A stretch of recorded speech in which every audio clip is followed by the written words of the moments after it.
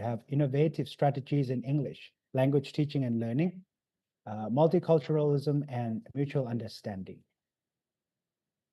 All right, that's the topic for today. And let me briefly,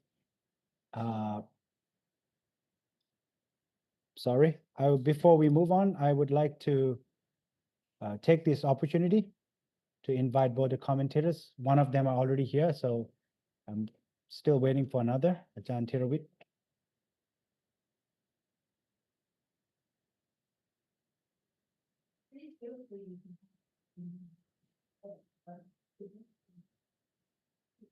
All right, Ajahn Thirawit just messaged me. So let's move on to the first participant. Are we ready here?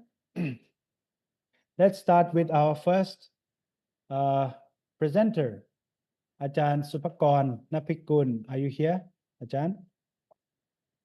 Mr. Supakon.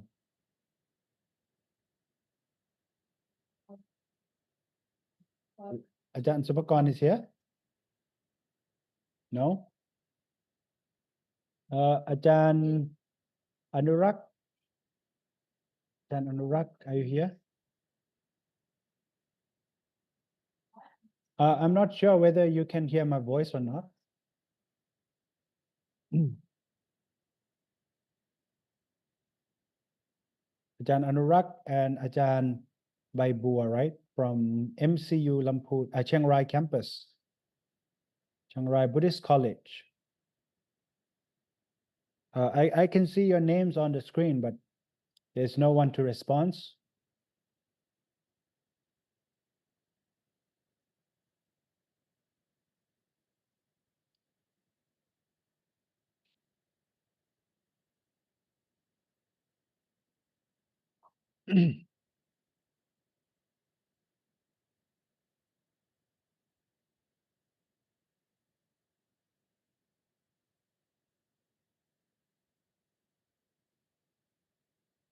So according to the list here, we have the first presenters, Ajahn Supakon as the presenter. And after that, Ajahn Baibua, Ajahn Anurak from Chiang Rai campus. So if they're not here, can we move on to the fourth presenter? Then let's start with the fourth presenter, Venerable Shivdat. Okay, wait for a minute. Yeah, if you want to share your screen, please let us know. Oh, okay, okay. So you have 10 minutes to present about your paper, right? Okay. Right. Let me add myself first with my computer. Can you turn on your camera? Yes. Okay. Yeah. Let me connect with my computer first. Okay, sure. Okay.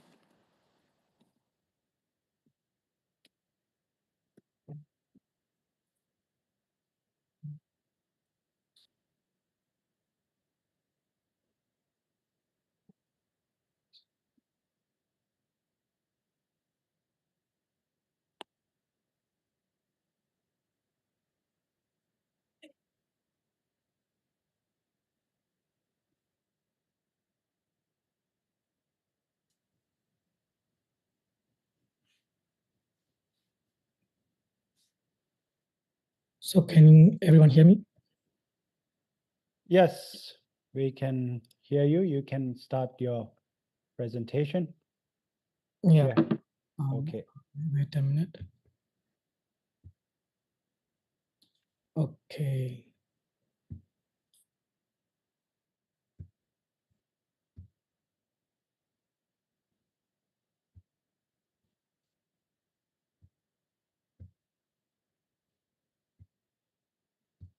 I cannot share my screen.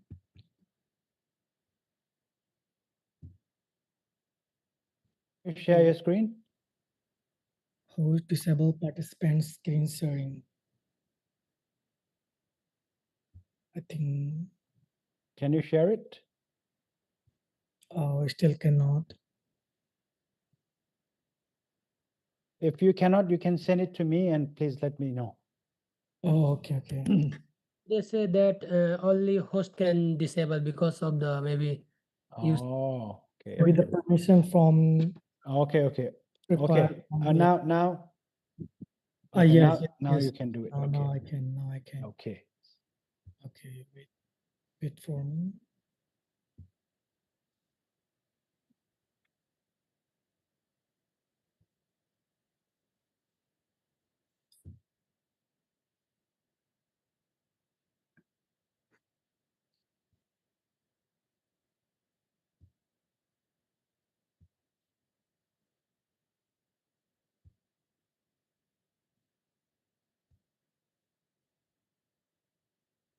Mm, Can you share it, Venerable? Actually, I'm looking for that. It's not showing anything.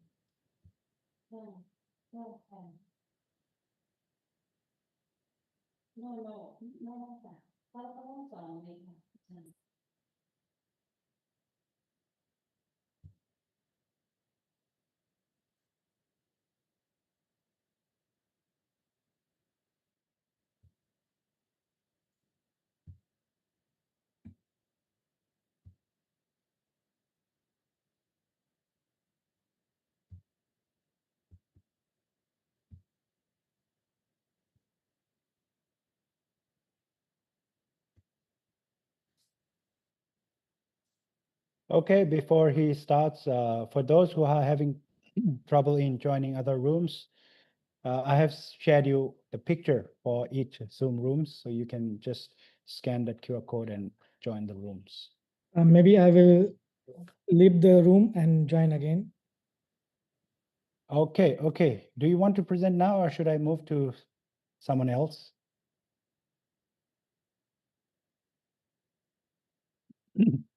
So we are having some technical problems in this room, right? So I'm not sure whether Chiang Rai is here or not, because I try to contact, nobody is answering. Okay. Good afternoon, Ajahn Naret, Kap. Good afternoon, Ajahn Naret. I cannot hear your voice. Please turn on the microphone, Ajahn. Respect. Good afternoon, sir. How are you today? I'm good. Ajahn, you shall be in the second room, Kap Ajahn. On the Second or first? Somebody told me first room for me to join.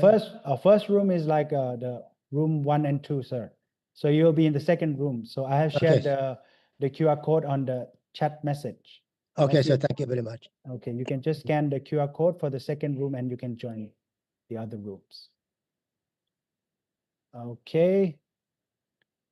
What about Chiang Rai team is here or not? I'm not sure because I'm not. Chiang Rai team is here or not? Yes, Chiang Rai team is now ready for present, but Okay. The presenter is coming, Ajahn. Just a moment. Okay. Will it take too long? If not, I'm going to move it to Venerable Shivdat first. All right. Okay. Venerable Shivdat, can you share?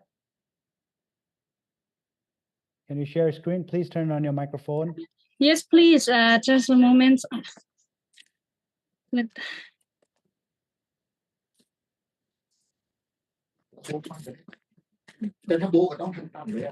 Okay, Venerable Shivdat, I think Ajahn Supakon is here, so we'll let him do first, okay?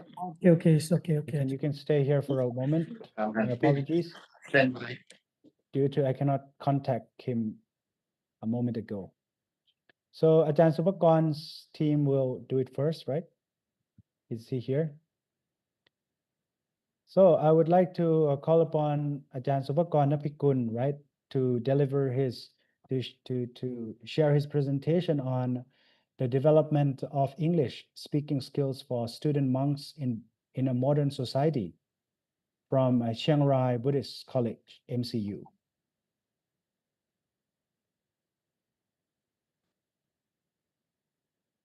So if you can share your screen, please do it, because we are running out of time right now. We've taken enough time.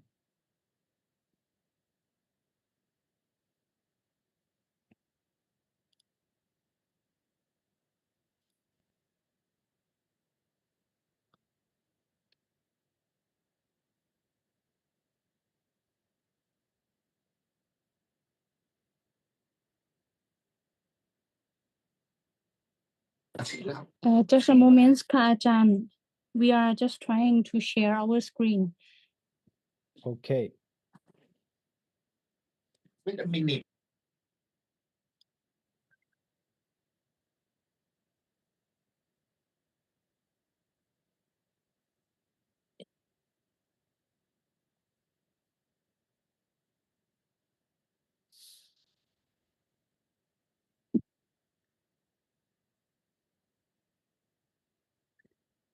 Can you share your screen?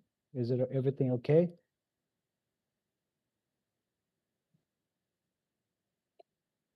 If it takes a couple of minutes, then I shall change the presenter for now. All right.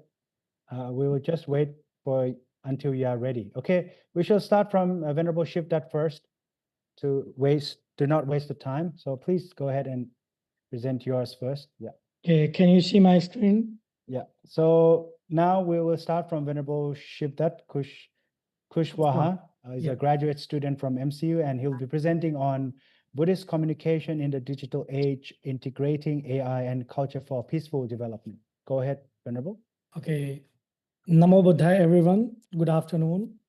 So here I am going to tell about how the AI is developing in this modern era. In today's fast-paced digital world, how can ancient Buddhist wisdom still touch people's hearts? Can artificial intelligence help? So let's grab whether it can help or not. So my topic, and my name is Siddharth Kushwaha, as you know, and I'm a graduate student from MCU. And my topic is Buddhist communication in digital age and integrating AI culture for peaceful development. And here, the first thing is about my topic is why this topic matters. The world is rapidly becoming more digital, including how people learn about religion and spirituality. Traditional ways of teaching Buddhism and are now supported and sometimes replaced by digital platform like YouTube, live streaming, like we are having the Zoom meeting. So these kind of the technology is rapidly changing the world. And this creates both opportunities and challenges for Buddhist communication. So let's dive into the background and the problem of my topic. In the past, we're doing the Buddhist teachings by face-to-face learning, chanting, and printed books. But today, we live in our digital world where teachings are shared on YouTube, mobile application, and social media. These changes offer many benefits. More people can access the Dhamma, access even borders, but there are also challenges. Many things like the teaching of the Buddhisms, like the sunyata, like the anatta. So the concept like this, I think the AI cannot explain properly. So in this kind of the case, we also need a human as a monk leader, a good spiritual leaders who can explain those teachings also. So in my topic, how can we use AI and English to share Buddhism without losing the depth, clarity, and the compassion of the original teachings? As a master Singwins emphasized in humanistic Buddhism, while we adopt new methods, we must stay rooted in the Buddha's original intent. So we not have to forget about the main teaching of the Buddha. And that's why we need a good leader and the teachers who can spread the true intent of the teaching of the Buddha. So here is the theoretical foundations. My article depend on three framework: humanistic Buddhism, digital Dharma, cross-cultural communication. So in humanistic Buddhism, the master's philosophy telling about improving daily life by being aware of all the mindfulness, and the digitaling dharma is adapting teachings for online platform while protecting their core meanings. And cross-culture, it can be understanding how language and culture affect how people receive and interpret Buddhist ideas. So main language can be nowadays is English communication, because all over the world we can speak English. Most of the people can speak English and can understand easily.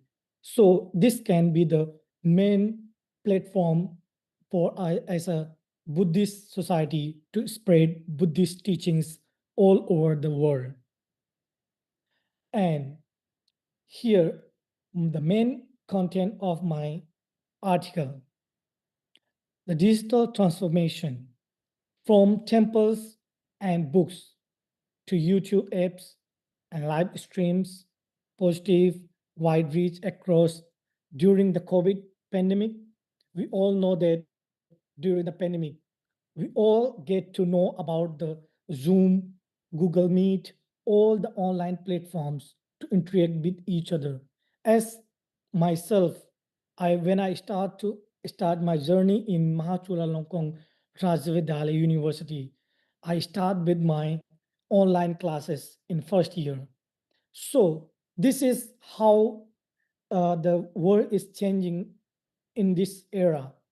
And if that time there is no facility like online teaching, online learning, it might be difficult for me to learn about the first year of my bachelor degree from India to Thailand. So that's why we can learn a lot of things about Buddhist teachings by online platforms. So, but that's why we need ethical awareness and proper guidance in this digital dharma space, because there is a lot of information in this world. Wherever we go, we have a lot of information about the Buddhism, about the all other religions. And when we get to generate the things from the AI tools, they can merge the knowledge teachings from the Buddhist teachings to the other religious teachings can be combined together. And then later we cannot understand whether it's origin from Buddhism or from other religion. So that's why we need ethical awareness, and we need a proper guidance in this digital dharma space. Otherwise, it can be lead us to mislead all over the dharma teaching of the Buddhism. And AI power tools. AI power tools like real-time translation. Nowadays, there is a lot of AI translation tools, and moreover, the chatbots. And there is also who can guide you, the meditation tools, everything. So these are the tools. AI is not a guru. AI is not a teacher. It's a tool. So we have to learn that how can we collaborate with the master, with the teacher of the true leader of the Buddhist, and we can collaborate with the AI chatbot. We can generate own chatbot, or we can collaborate with the existing chatbot or AI tools like GTP. So while interacting with these, we can make sure that the teaching of the Buddhism should be true and should be perfectly as it is, not to be generated anymore, likely the generative AI. So that's why we need the best approach is a partnership. AI provide access and human ensure wisdom. So we need humans' wisdom to understand about these of the teachings and knowledges. Cross-culture communication. English as a bridge. But of course, it's not that enough, because most of the region, most of the places, they cannot be understand the English language. So we can use AI help to translate the knowledge, the teachings of the Buddhism in the local language. So the local people of their community can also access the knowledge and the information about the Buddhism, about the teachings in this world spreading all over the world. So English can be the bridge for sharing Dhamma across the world. AI is this teaching. We have the now most of the training tools working in English language, and now we have Chinese tools also. So we must adapt our language, tune, and examples to each audience. This is what Buddhism calls upaya, skillful means. So we have to know that nowadays there is a trending tool upcoming. We cannot be sit with our own teaching and cannot the world go far away from you, and you cannot let people understand about the teaching of the Buddhism unless we come to the teachings with the AI tool. So I think we need this kind of the teachings. We need these tools to propagate the Dharma and understand the teachings. That's why the digital Sangha and community is very, very important. We have to create the digital Sangha. We have to have a community like we have right now. I'm in Bangkok and in my temple, but this conference having all on the Zoom, and we are interacting with each other, sharing the knowledge and learning the new things from each other. So this kind of the platform, the Sangha creation is more important. So with the Zoom, YouTube live streaming application, and people also can chanting, meditate, teachings from anywhere. That's why people not to have to come for a particular place for every time. If they have space, they have time, they can. If not, they can use online platforms, and by the help of AI, we can also match the needs of our own, what we want. But there is also a risk because we are having the bounding in the persons.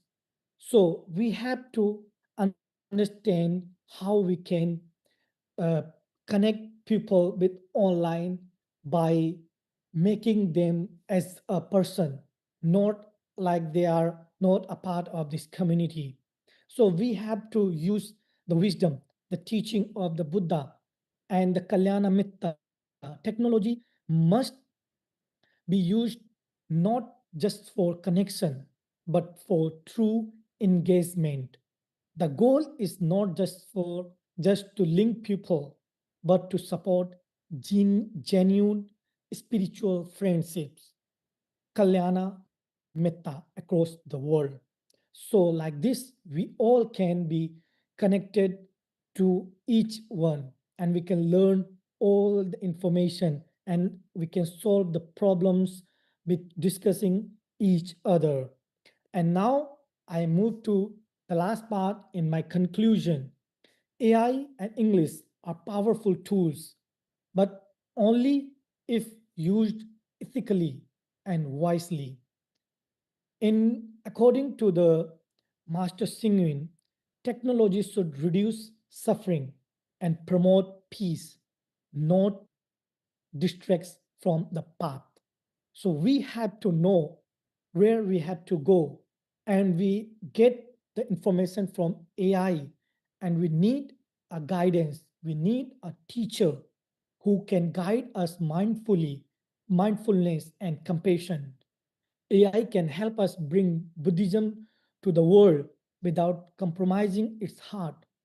Let us use technology not to replace human connection, but to deepen our shared understanding and peace. So I think by like this, the society can be exist both together.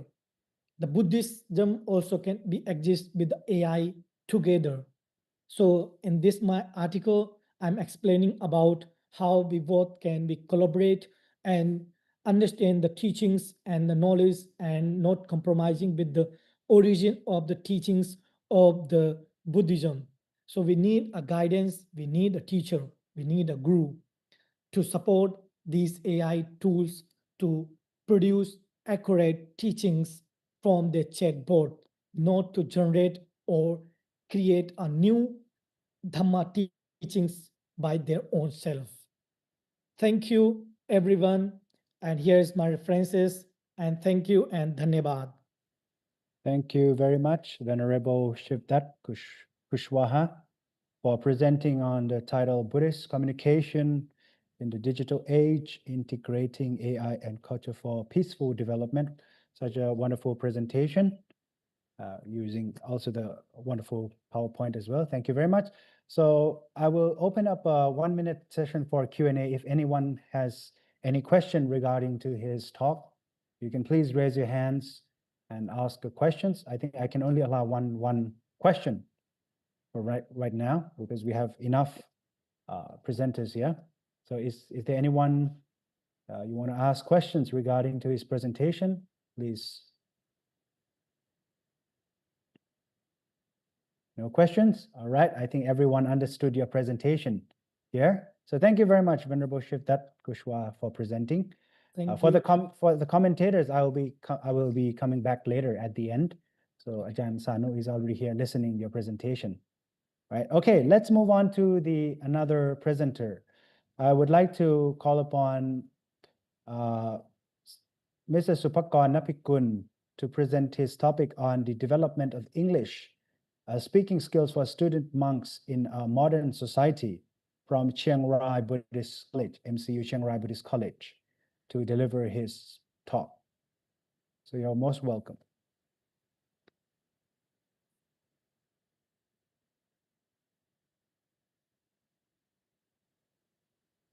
Hello.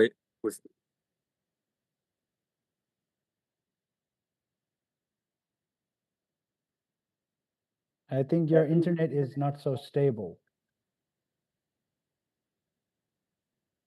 Can you stable your connection? Mr. Kittipum, right? Okay.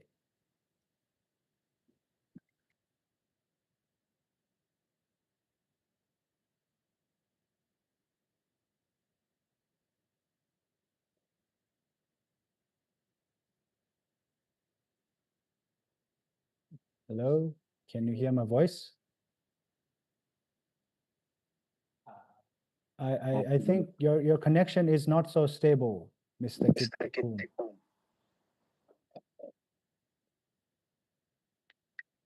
Can somebody help him to present, Jan Supakon or?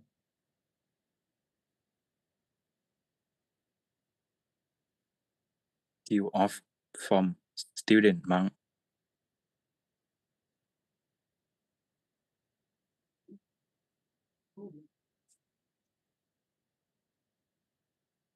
Okay, I think his connection is not so good. Shall we move on to another presenter?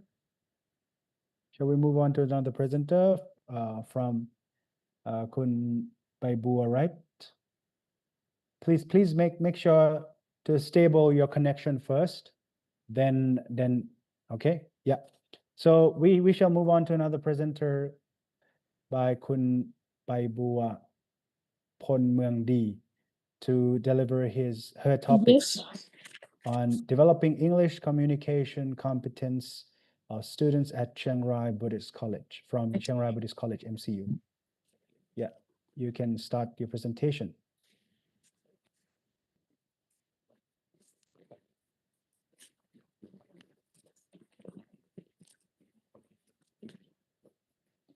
Can anybody see my screen? Of course, yes, we can see your screen.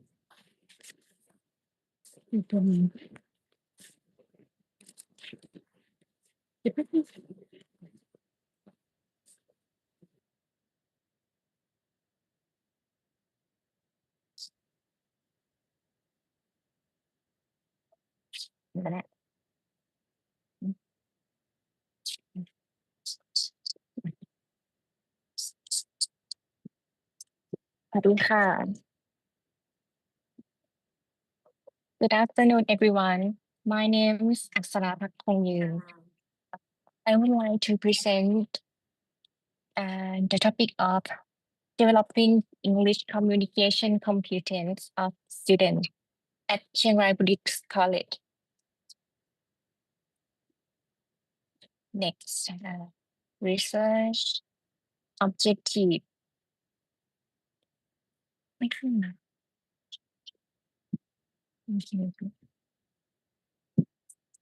First, to develop English language teaching packages for which university student needs.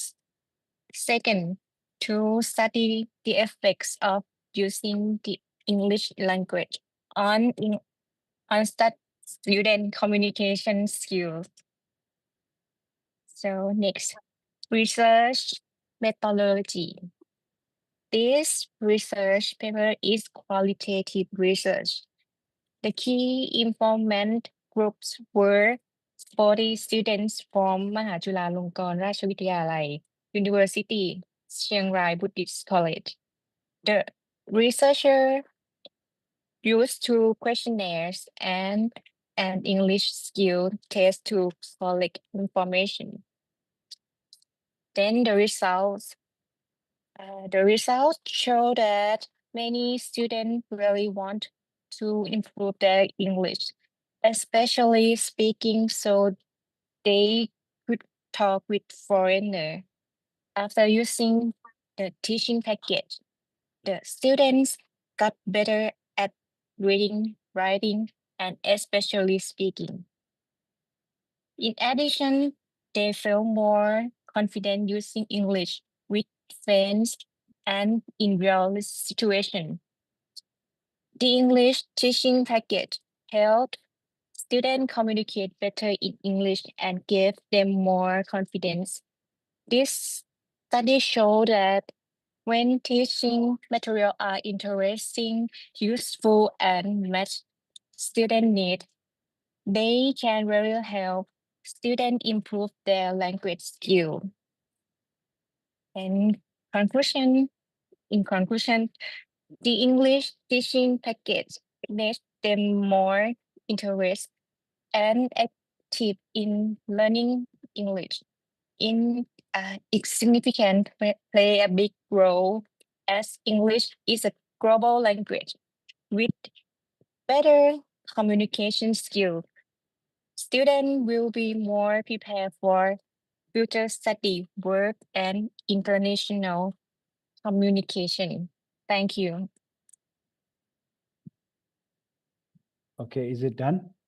Yes, it's done. Okay, thank you very much. Thank you. สวัสดีค่ะ คุณอาจารย์ใบบัว and คุณอักษราพัก for presenting a very short presentation on the title Developing English Communication Competence of Students at Chiang Rai Buddhist College from Chiang Rai Buddhist College.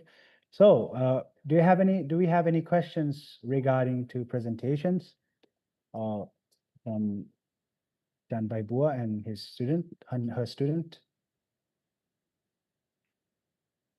All right, if not, we are going to move on, right, to Kun Anurak Sakeo, right? Ajahn Anurak Sakeo will be the next presenter.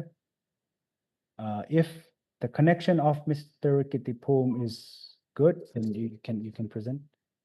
But let's start from Ajahn Anurak Sakeo for now, right? And his students. So may I call upon Ajahn Anurak Sakeo to deliver his presentation on a study of the problems and needs in English language learning among students at Pariyatitham School in Chiang Rai Province from Chiang Rai Buddhist College as well. Are you ready to share your screen, sir?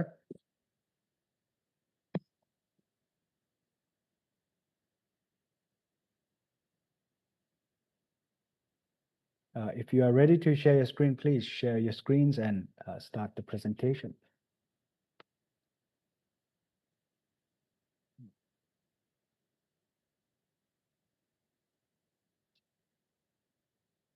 Hello? Just moment อาจารย์ Ajahn Supakorn is going to share the screen for this group. All right. Yes.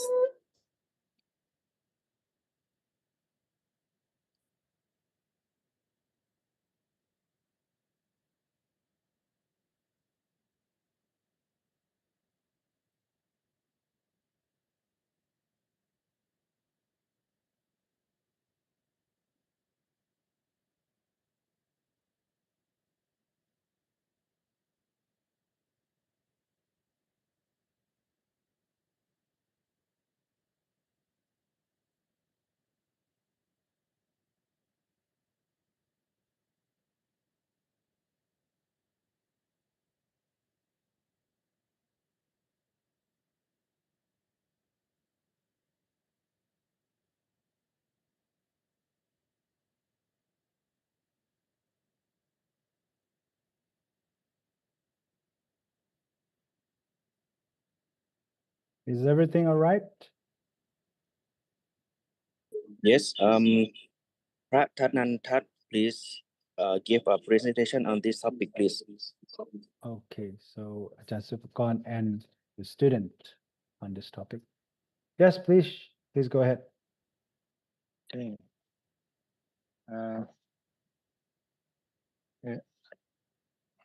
อาจารย์บอกมาถ้าใครแชร์พรีเซนต์นะครับ Ajahn Art is going to share the screen. โอเค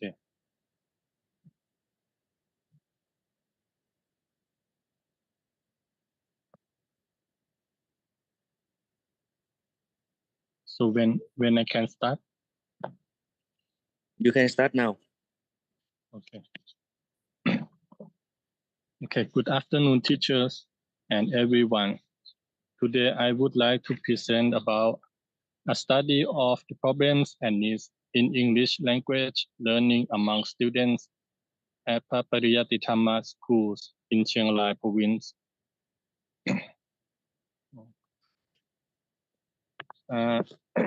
Research objectives. The purposes of this study were: 1, to study problems and needs towards learning English in classroom.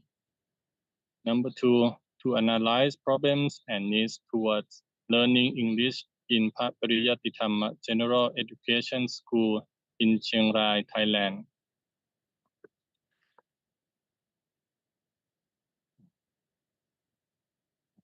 Methodology.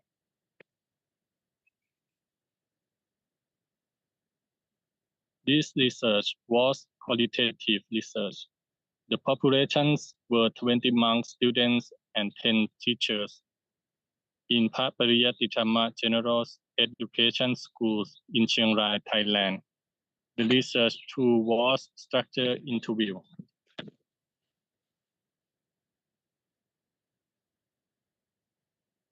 Result.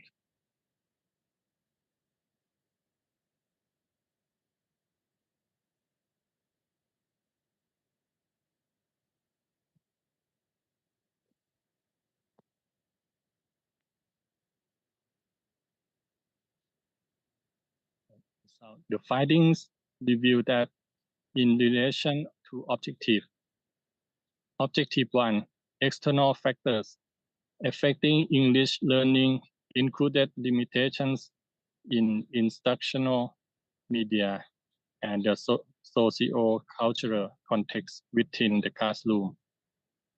Internal factors included students' lack of confidence and negative attitudes toward English language learning. Objective 2.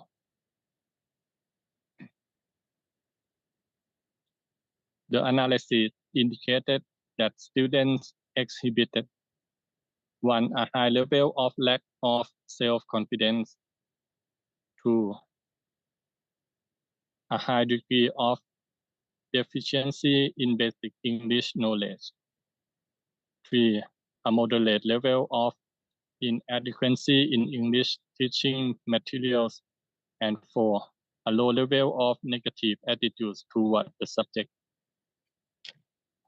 Conclusion.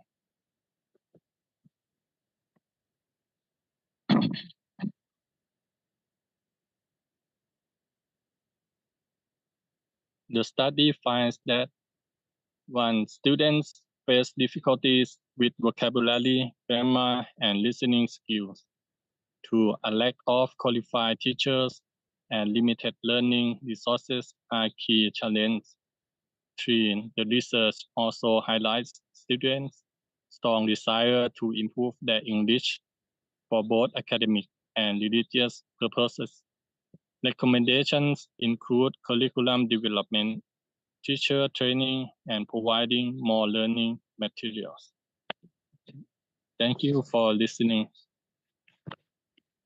Okay, thank you very much, Ajahn Anurag and his student, Venerable Sir, for presenting on a topic, a study of the problems and needs of English language learning among students at Pariyatitham School in Chiang Rai Province, right? Okay, the time's up now. I was catching the timer for 10 minutes, so it was the total 10 minutes. So shall we move on to another presenter which we were stuck in the beginning? Let's allow Mr. Kitipum and Jan Subakon to deliver their talk on the development of English speaking skills for student monks in the modern society. Yes, you have 10 minutes.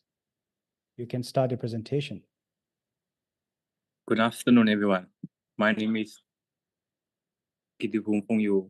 I am third year student in English major at Chiang Rai Buddhist College. Today, I am going to present a research topic on the development of English speaking skill from student monk in the modern society.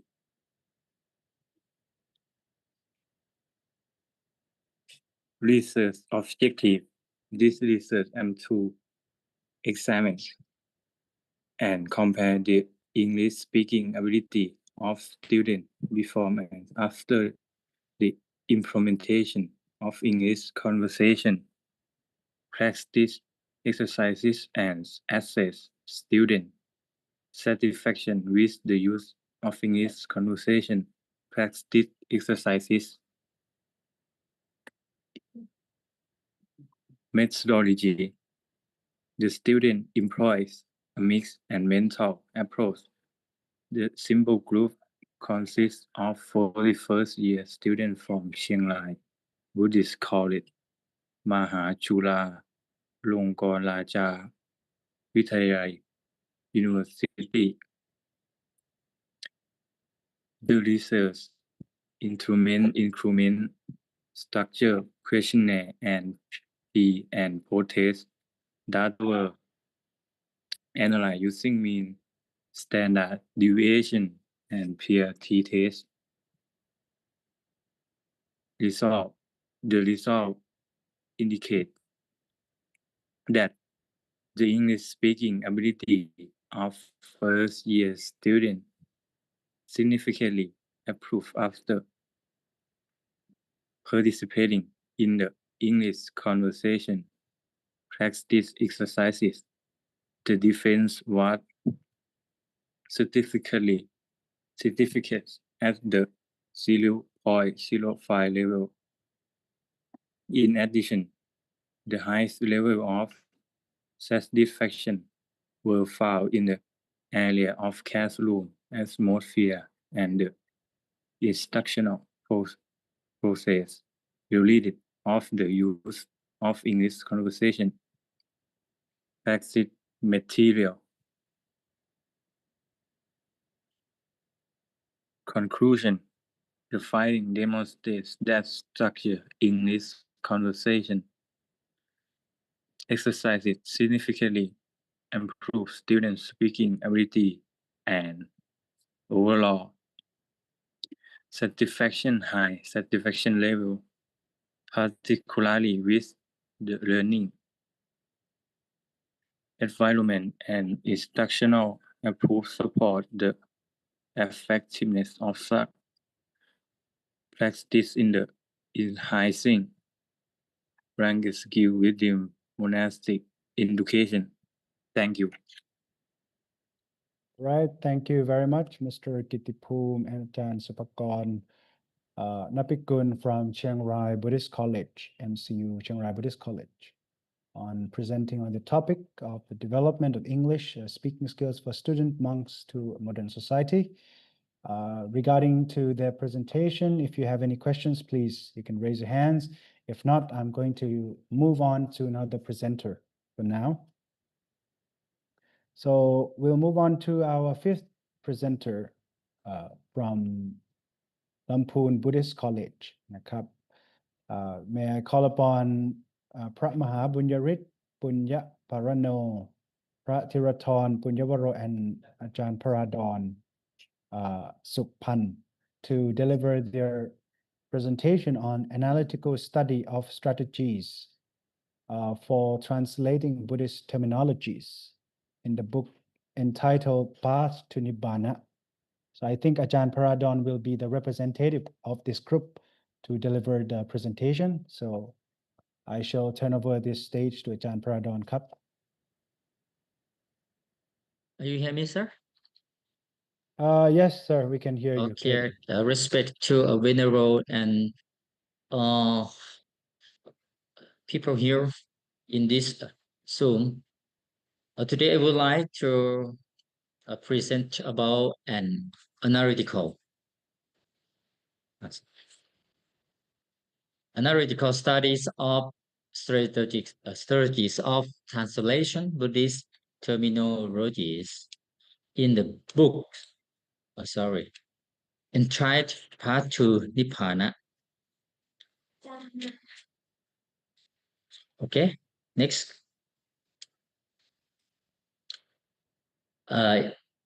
Translating Buddhist teaching in vital for sharing the Dhamma globally is enables cross-cultural understanding but poses significant challenges due to complex terms and deep cultural context. Inaccurate translations can lead to misinterpretation. Effective translation requires not only linguistic skill, but also cultural and doctrinal awareness. It plays a key role in preserving authenticity, promoting academic research, and ensuring meaningful access to Buddhist principles for diverse audiences. Research objective to conduct a comprehensive study and analysis of translation techniques concerning Buddhist terminology.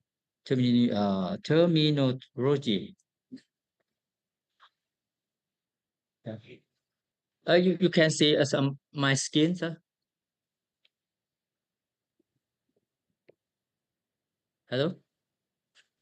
It's gone down your Everyone? screen. It's Cannot gone down see. your PowerPoint. Yeah, your PowerPoint is stuck on the same screen, sir. Yeah. But I would like to check. But you can see next page. Page number 2, you can see. No, we my can screen. only see on the small screen, but your large screen is still stuck on the first page. First Okay. page. I would like to Maybe check. your PowerPoint is stuck. You should, Someone told me they cannot see my screen right now. I can see your screen, but your screen is stuck on the first page. Sorry. Okay, right now I can see.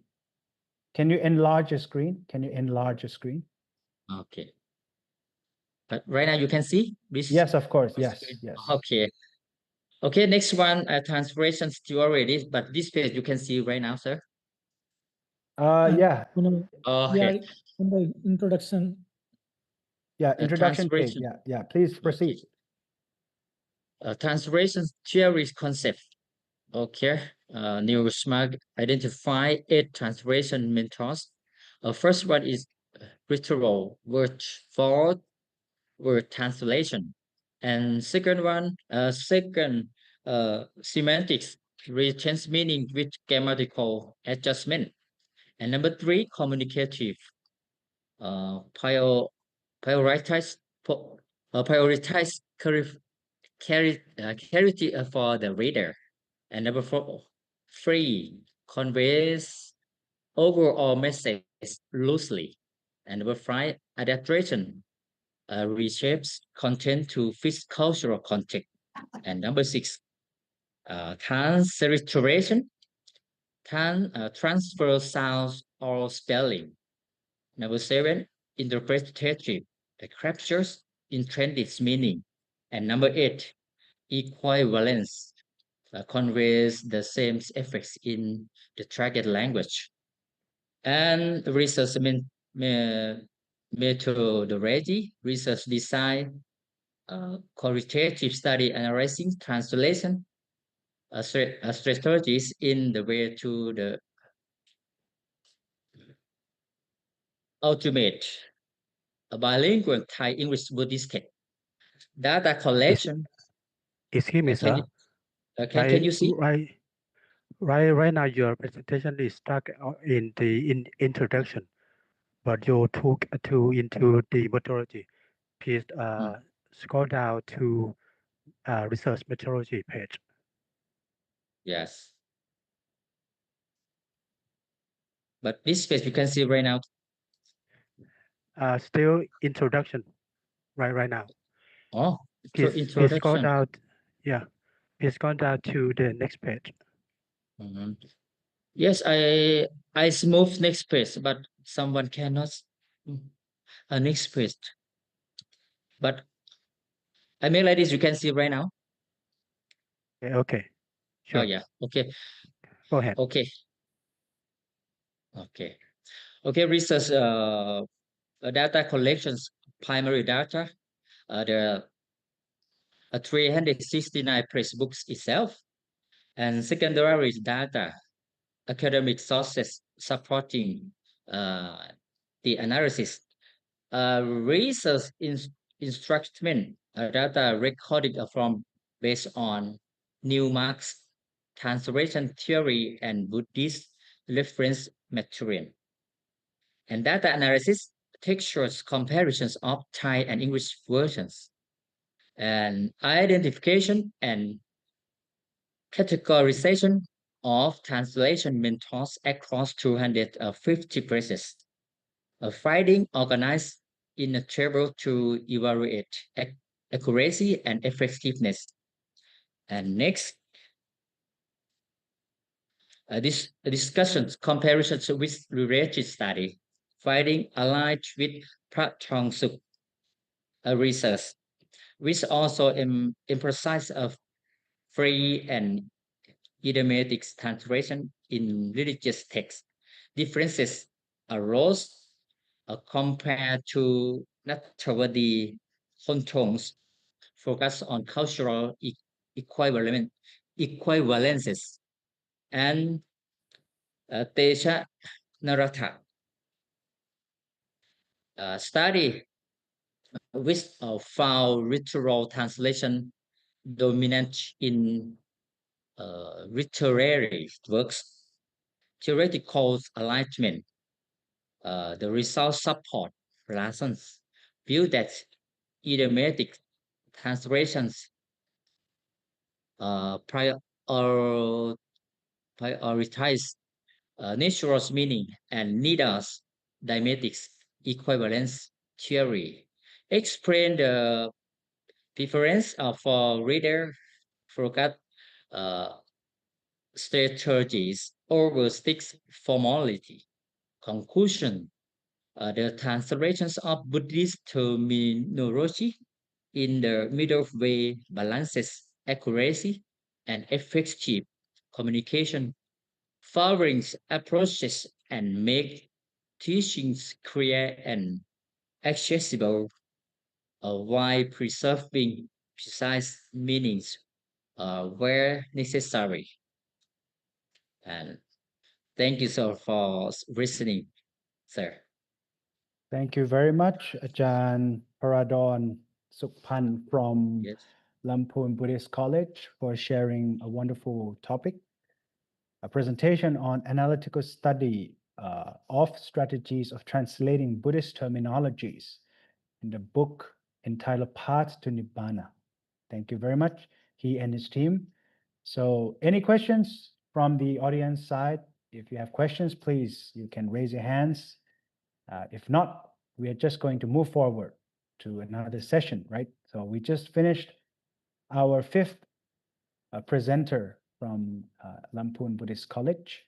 So let's move on to the sixth one. Next, I would like to invite Ajahn Associate Professor Dr. Prasaman Sanithanako. He's also a professor at Faculty of Social Science of MCU.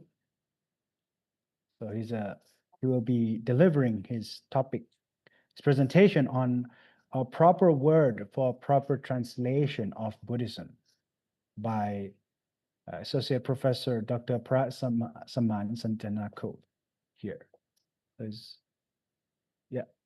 Venerable Sir, you can share. Yeah, he has already shared his screen. He can talk. Yeah. Yep. Namantu Ratanatayatsa. Good afternoon, friends of Dhamma. I'm glad today I have an opportunity to share some idea with our colleagues. We are in the same boat, doing a translation of Buddhism to the worldwide. But translation is important. Yes, it's very important. But anyhow, the appropriate words for appropriate translation is more important. So today I would like to present to you some words that we normally it's ambiguous. It's ambiguous. ยังไม่อันนี้ยังไม่มาใช่ไหมเสียงมายังมาแล้วแต่ว่ากล้องมันไม่เปิด I see. You cannot start your video because it's visible by the host แสดงว่า host ปิดเอาไว้ครับผม host เปิดให้ด้วยมันบอกว่า visible by the host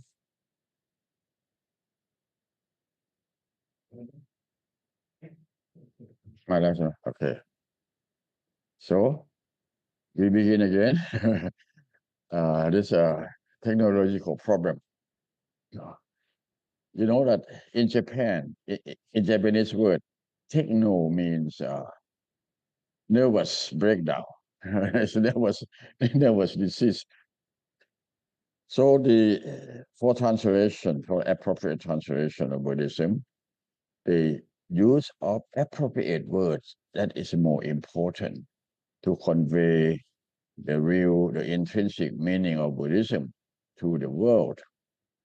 I would like to present to you some words that we usually ambiguous. It's not quite exact the meaning of the original word. For example, bhikkhu means bhikkhu here, according to the Pali word, mean the monk, the ordained monk who beg for the alms offering. So the bhikkhu, according to the word, mean ordained person in Buddhism. So the appropriate word, appropriate term for bhikkhu, when translated, is monk, not priest. What's the difference between the two? ท่านแชร์ให้ผมใช่ไหม Yeah. The reason why Buddhist monk is in this strict sense, the fully ordained monk who has left the home, they call Anakhariyan Papachito, mean that we left our comfortable home to become a homeless person, a secure world, and oversee the entire set of commandments or 2050 rules of the monk. So when we translate the bhikkhu into the English word, it's appropriate word to use is monk, not priest. Why not priest? Because priest in the modern church is a person is set apart or consecrated to the mission of the gospel. Gospel means the the person who teach in the church. So that's why appropriate word for bhikkhu, I would like to propose that we should use monk instead of the priest. Another word that we also ambiguous here, when we talk about the Buddhism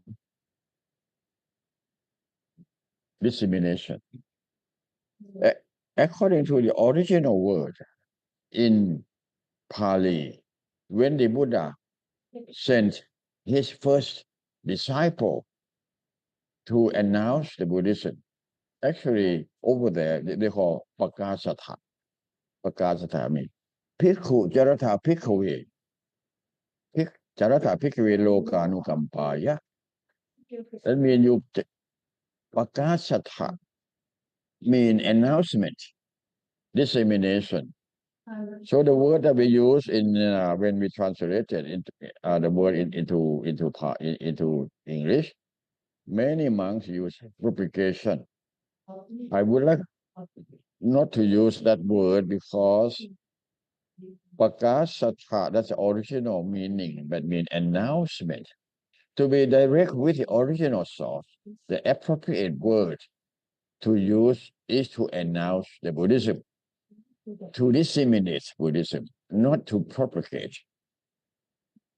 For the propagate in Christianity means to spread, multiply, and advance the faith of Christianity through various means, primarily through the sharing of the gospel message and the growth of Christian community.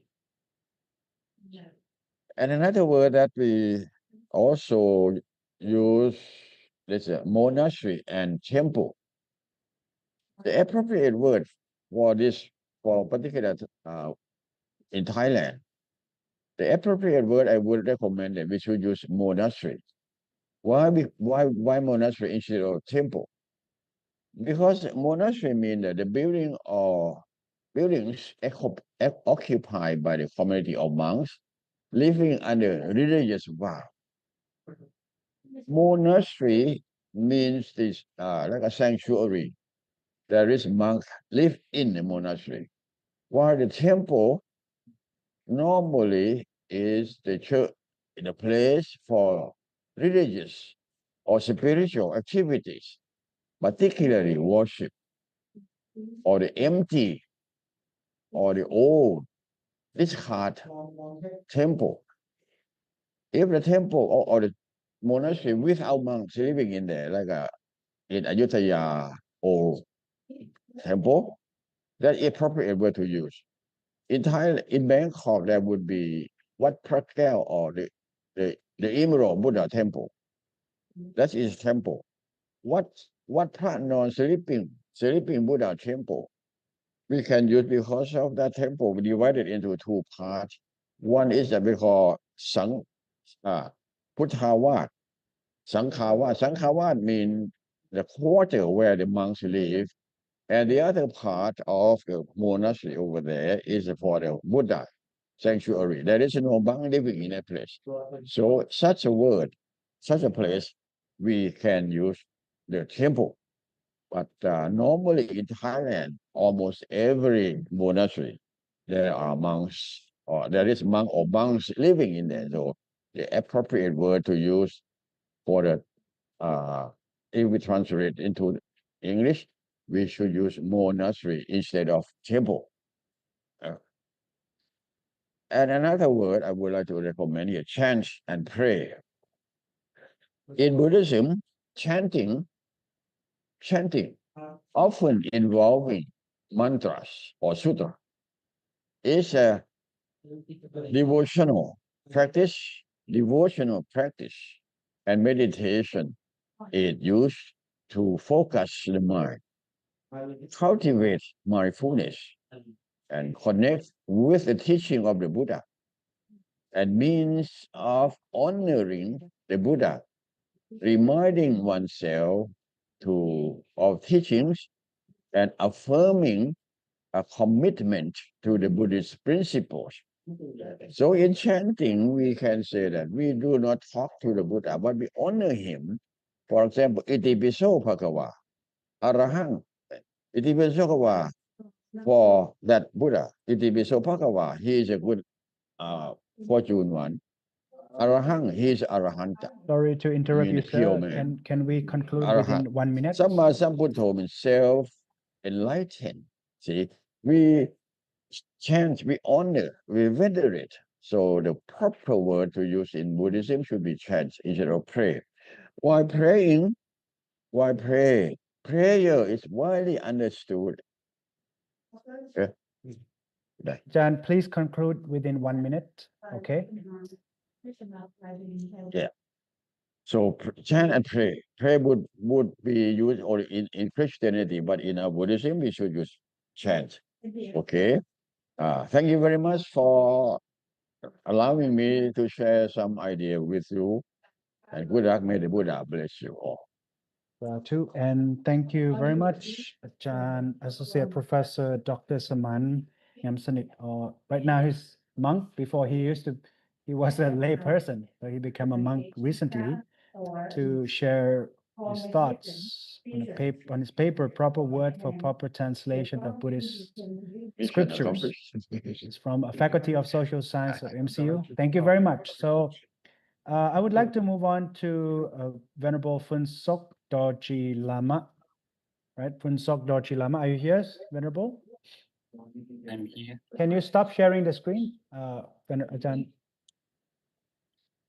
Okay, let him stop sharing his screen, and I would like to welcome Venerable Phun Sok Dorji Lama from International Buddhist Studies College of MCU to deliver his presentation on digital tools for Dharma transmission, the role of AI in English education and Buddhist discourse in multicultural contexts.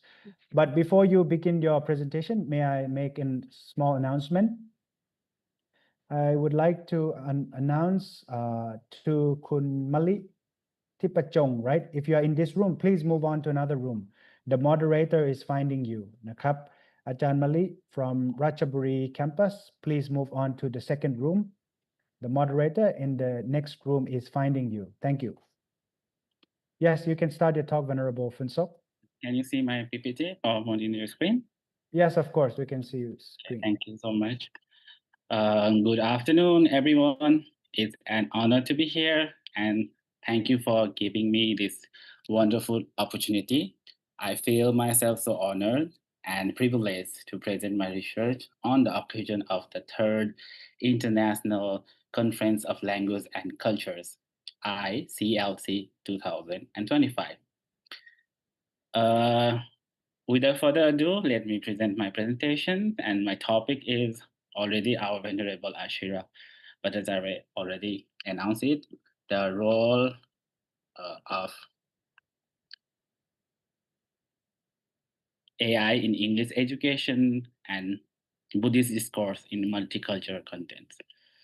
So further ado, let me go directly in introduction. As we are aware of, our world is changing rapidly, so fast, digitally, globally, and spiritually. And now lots of people in the global, as the global citizens, they are more interested in Buddhist teachings, Buddhist psychology, Buddhist science, and so on, especially meditations also, mindfulness meditations. Before, in the past, to learn these kinds of things, we must go to temple or monastery or some kinds of education center or institution or like our university. But now no longer confined within the walls of monasteries or limited by geographical borders. For example, now today I'm presenting my presentations from MCU Wongnoi, and you are globally participating from your own places through my laptop to your laptop or maybe mobile or phone. So that's why now we are entering a new phase, and in new phase we are engaging international learners. So here only from one nation. We are from different nationalities. We are from different diverse cultures and languages. So international learners embracing digital classrooms adapt to linguistic diversity. So in this journey, English has become a bridge that connects seekers from all over the world. And English become a medium for serving Buddhist teaching, especially sharing Buddhist teaching. And within there is a good part, there will be challenges and also risks. Because of this, maybe our Buddhist doctrine will be diluted because of misinterpretations, or maybe because of cultural misunderstanding, or maybe because of pedagogical gaps. So at the same time now, we are aware that this is a time of artificial intelligence, which called AI, has now created a new possibilities, like tools like ChatGPT, DeepSeek, language translations, YouTube, many like Zoom has now expressed and understand the Dhamma clearly, ethically, and accessibly, if we know how to use it properly, ethically. So these studies will explore how AI can support the scared process of Dhamma transmissions. So my research objective is to explore how AI tools can enhance English communications for transmitting Buddhist teaching. Second objective, to evaluate how AI can support doctrinal clarity in multicultural and multilingual environments.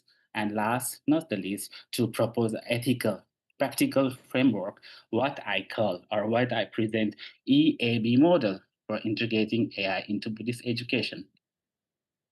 Research methodology, this is a qualitative methodology. So if we already know it's a qualitative method, I'm just going to do a research on relying on books or like Tripitaka Sutta, like this reflective methodology, also combining observation fieldwork in international Dhammadutta programs that I recently attended on June 7 to 9, and analysis of AI-generated teaching contents. So of all this together, there were 3 findings according to 3 objectives. So first findings is AI tool obviously can improve communication, allowing students to grasp and express complex doctrine with greater clarity. Finding number 2, with good guidance of AI, doctrinal guidance, AI can preserve authenticity of the Buddhist teaching while making teaching more accessible to the global platform.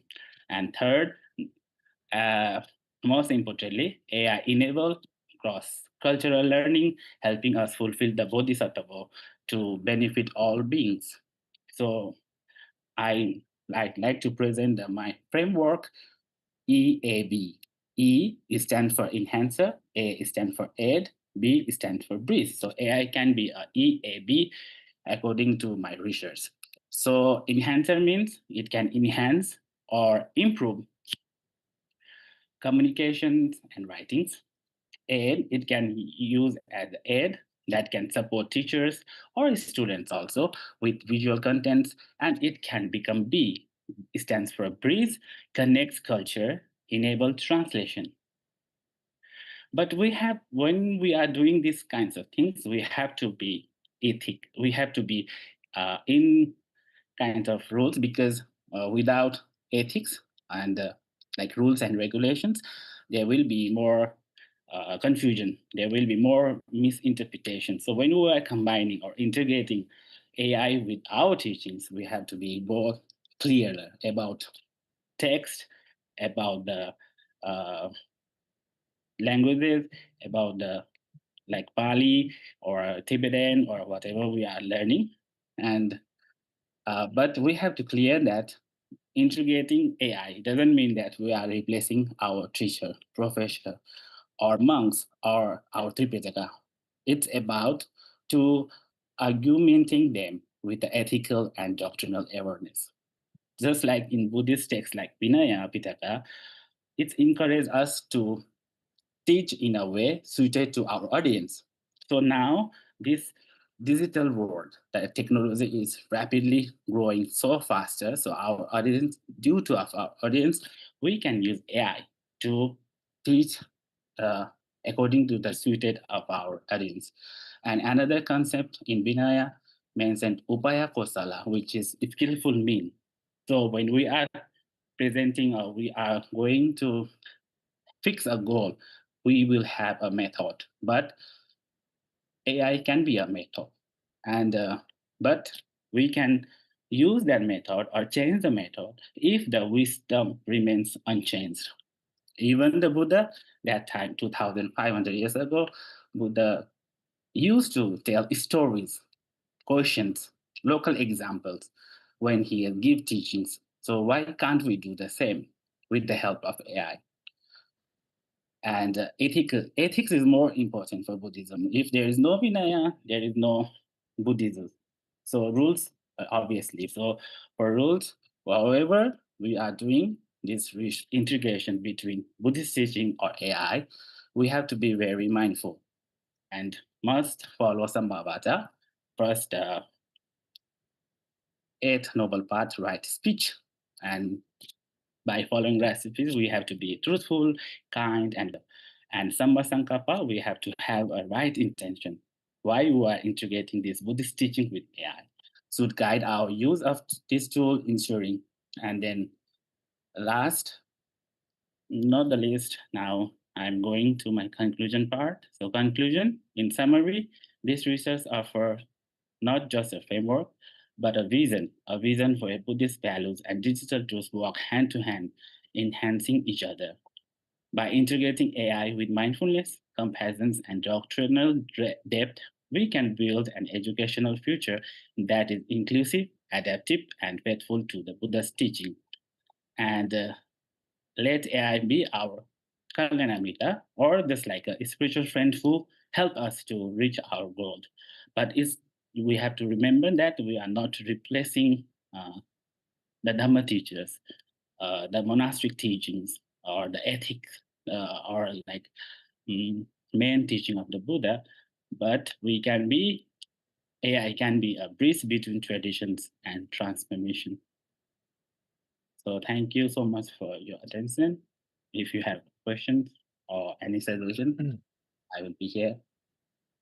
Yes, thank you very much, Venerable Phuntsok Dorji Lama, for presenting on a very wonderful topic on digital tools for Dharma transmission, the role of AI in English education and Buddhist discourse in multicultural contexts. Any questions regarding to his presentations? Please feel free to ask regarding to his presentation. If not, we shall move on. Oh, I can see Dr. Tirwit here in right now. I hope your connection is stable, ครับอาจารย์ Your microphone, ครับอาจารย์ Your microphone is turned off. Okay. Yeah, I'm okay now. I'm okay. It's raining now, but I can still hear. I can still participate. It's okay. Okay, all right, very good. So yeah, we shall move on to another participant.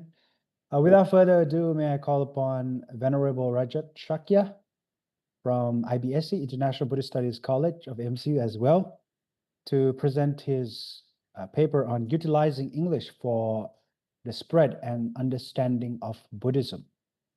Venerable, you can present. Okay, can you hear me? Yeah, I can hear you and I can see your presentation.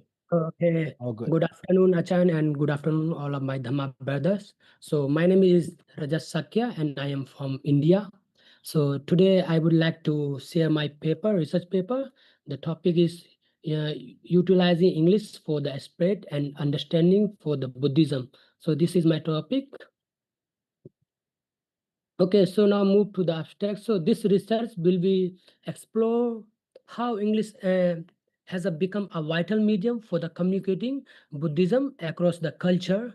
And in an age of international mobility and digital innovation, English helps translate ancient wisdom into a language that resonates with the modern audience. As we know now, a lot of the sutta or a lot of the sutra from the different school. Now we are translating into English. So because we to understand the Buddhism, not only monk, but all the lay person, all of the Eastern and Western South, all can understand the Buddhism in English language. That's why. So here I use the qualitative approach combining with the literature review and case study to understand how English enhance assist to teaching or promote intercultural understanding and support to the global growth of the Buddhist education. So here I mentioned some keywords like which I will be focused on Buddhism and the English language, global communication, Dhamma dissemination, and translation. Okay, so here the introduction, the aspect of Buddhism has always relied on language, like from Pali in Sri Lanka or in Thailand to Chinese in East Asia. Today, English is the most widespread second language and the crucial tools for religious dialogue and the education. So this is the main language. Now we are talking about here we are communicating in English. So because of the English language, the international. So now we can think how English is how is English important for us in our daily life, because now we are communicating, now we are exchange our culture during the because of the English language. So Buddhist communities, now we use English for like publication or university course, and even temple also they use the English to propose the Buddhism. So this linguistic shift allow the Dhamma to reach not only Asian population abroad, but also Western seekers and academic institutes. Okay, now we move to the historical content. So here, like historical Buddhism adopted the local language like Sanskrit, Tibetan, or Burmese when it traveled into the new religions. So how can you can see these are the language now we are doing that one. So now English has become a global Dhamma language. So with books or podcasts, mobile apps, and digital retreat, the teachings have crossed boundaries in a lot of ways, but this is also bring challenges like translation errors and cultural mismatches and a need of the doctrinal integrity. So here is my research object. So this study focus on the three main objectives. So first is examine how English facilitates Buddhist communication. The second, analyze pros and cons of the English translation. And the third, purpose strategy for effective Dhamma dissemination in English. Okay, now I move to the research methodology. So as I mentioned, this is the qualitative approach based on the two main steps. So here the first, I conduct a theoretical and literature review, analyze translation, journal article, and the previous study on religion and language.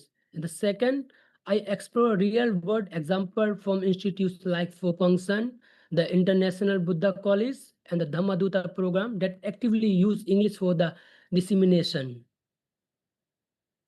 Here is the case study example. So let's look at the brief case study. So at Fopongsan, English is used to teach humanistic Buddhism globally.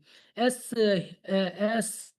Fopongsan, he's mentioning about they have the international university, the 5 university in Western or in Australia, those who are propagating for the in Buddhism in English. And the second one, the International Buddhist College, a student from across Asia and Europe study Buddhist philosophy in English. And the third is the Theravada Dhammaduta mission, the train monks to teach in English. As I recently joined the Dhammaduta training, that they are trained all the monks to give the Dhamma in English language, to understand the English language, the importance of English language to give the Dhamma. Okay, now I move to the key findings. So here, this research several key findings emerge. So English improve accessibility for non-native Buddhist audience, or it support intercultural dialogue and global networking, and however, it's require careful translation to preserve the original meaning. So, and there is a growth need for Buddhist teaching who are both doctrinally sound and linguistically. So my recommendation here that to improve the effective use of English in Buddhist dissemination, I offer the following recommend here like train legally Dhamma teachers and translators. So here we have to like there should be a proper training for the teachers for the Dhamma, because we have to propose the Buddhism. So we should clear about the mission what we have, because we are going to suppose we are going to translate a book, so it should be we have to make it clear. We cannot like we cannot translate what we want, but we need some good wisdom to translate this one. So we have to train or some good Dhamma teachers. And the second, the develop clear culturally aware English resources. So we have to be clear by the culture or English resources. And the third is the use digital tools, but do it ethically and mindfully. So we have to what we have to do. We have to do mindfulness because we are served for the Buddhism. So we have to be clear. And the fourth one is collaborate across linguistic and cultural boundary. So these are the recommendations that I say that can be the helpful for our in future. And now I move to my final part, the conclusion. So in conclusion, English is more than a language, but it's a bridge. We can say it's a bridge because it's really, really helpful for us. But we are surviving with the help of if we want to go abroad or we want to go, like suppose I am studying in Thailand, IBSC. So there, all the teachings, the Buddha teaching, all the teaching we learn in English language. So you can see how is English is important to propagate the Buddhism in all over the world. So it's connect Asian ancient teachings to modern seekers. So you see, if we learn English to know the Buddhism, not only because we can speak by in our own language, but if we want to give the Dhamma to others, those who are not understanding, but like I'm supposing in Thailand, but I cannot speak Thai language, so I cannot explain it. But if I want to explain in English, I only can explain in English language. So here you can see the importance. So when we usually it becomes a skillful means like upaya for spreading wisdom and comparison globally. So we have to like they have a digital the things the all of them mentioned. So because this is also a part of our life. We are in the modern world, so we have to follow like digital chat GPT, so we can look and search. We can take their language, like suppose we are translating anything, so we can help from them but we can if we can translate by them, but if we explain it more, I think it will be more better, it will be more clear. So that's my topic. So let us embrace the responsibility with clarity, care, and compassion, ensuring that the light of the Buddha Dhamma continues to shine in all corners of the world. So thank you so much for all of you. Thank you so much. Thank you very much, Venerable Rajat Shakya from India, and also a graduate student from International Buddhist Studies College of MCU to present his topic on utilizing English for the spread and understanding of Buddhism. Thank you very much for this wonderful presentation. If you have any questions that you want to know, you want to ask, please proceed, right? We still have a few more presenters as well, but before I call upon next presenter, can I kindly ask to MCU Lamphun, right? Are there any other presenters from Lamphun coming up? Because we still have presenters from Lamphun Buddhist College. Kun Napathanan, Ajahn Paradon, can you contact them? Kun Napathanan, Kun Vipaporn, and Kun Thanwa.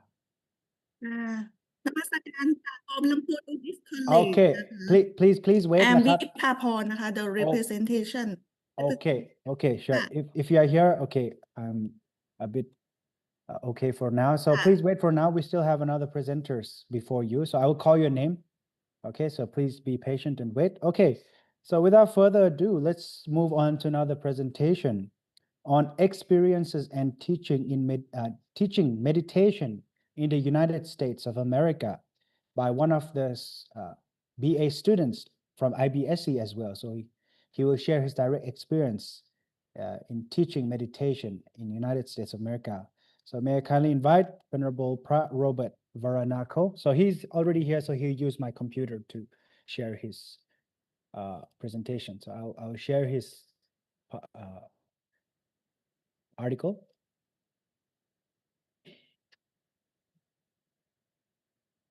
All right, so wait for a moment.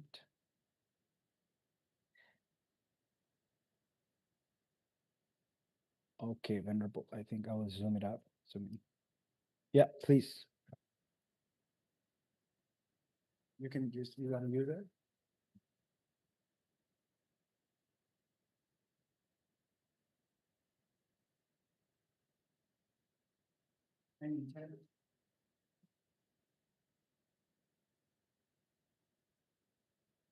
Good afternoon. Thank you.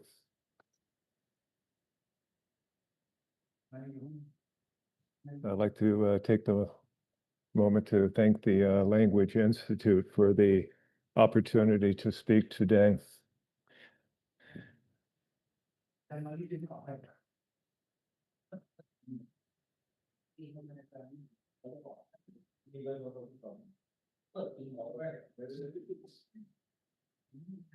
So we have a very special time between the United States and Thailand.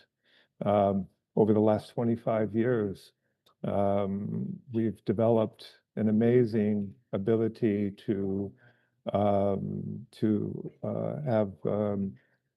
a technology that has allowed us to be able to speak, translate into various language and be able to express the need between the two countries and the ability to be able to understand more of the culture and Buddhism.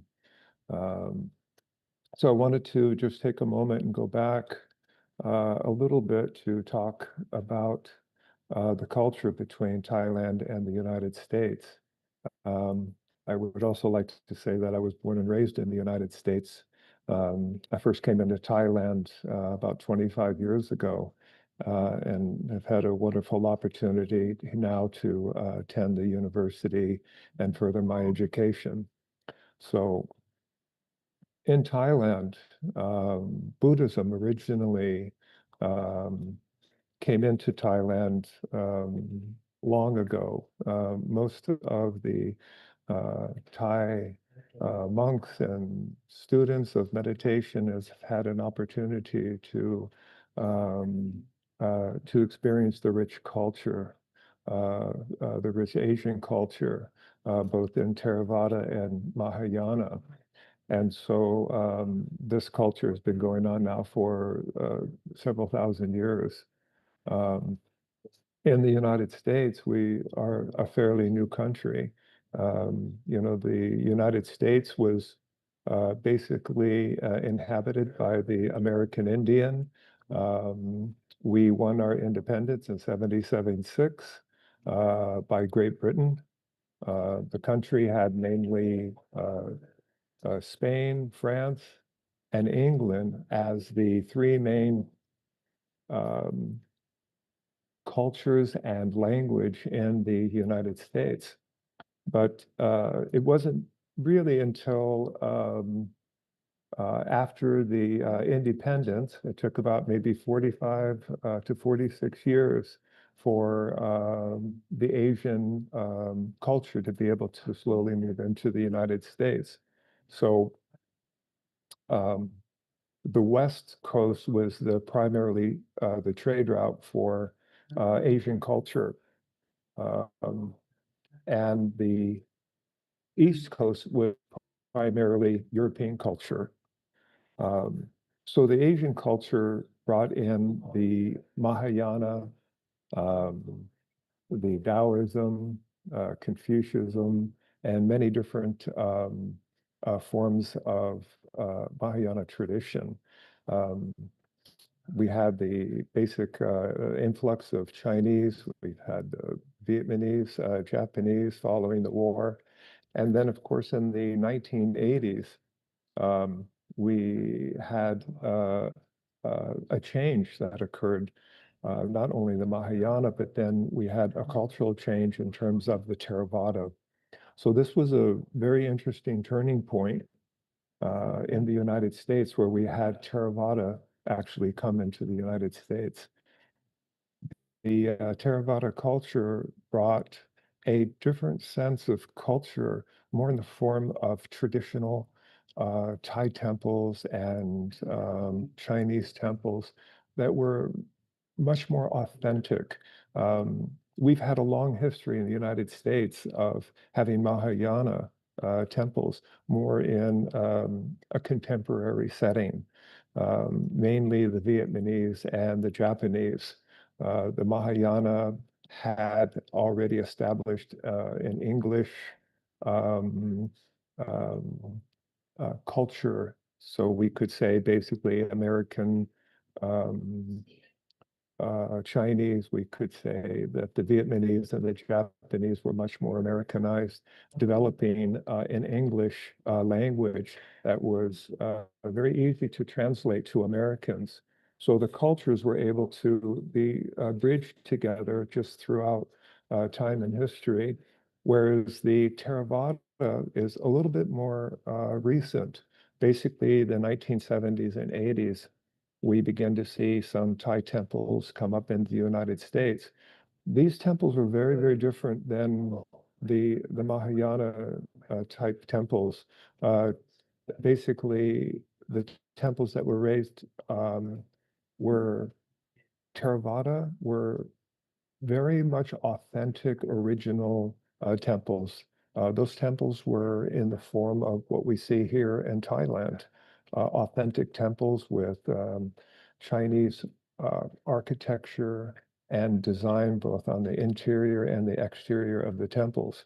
So this created a whole different perception in the United States, where Americans began to slowly look at the Theravada as a cultural experience. So, but there was a need in the Theravada to be able to have a form of language to be able to bridge the cultures together. And the one thing the Mahayana had already established was a form of meditation. In the Japanese and especially the Vietnamese culture, there was an ability to bridge the two cultures using meditation as a language. And so this basically was a type of unspoken language that was able to bring the two cultures together. And within that, they were able to adapt to and freely bring in people who were more of a secular type of religion, because most of the Europeans in the United States were either Catholics or Christians. Most of these people came from the East Coast originally. So we had this large movement of European, and then just after the United States became a country, we had an influx of Chinese culture. So this is where it becomes interesting, because it took until the 70s, maybe 1970s, 1980s, for the Theravada to slowly move into the system. Now, one of the most important things that we're faced with today is being able to develop a form of communication within the culture. What we've been relying on so far is language and translation, especially now that we have AI to be able to do so many translations. But in a more important sense, the one thing that Americans truly are interested in doing is meditation, as they have been for previous years with the Mahayana tradition. Americans are very interested in Theravada.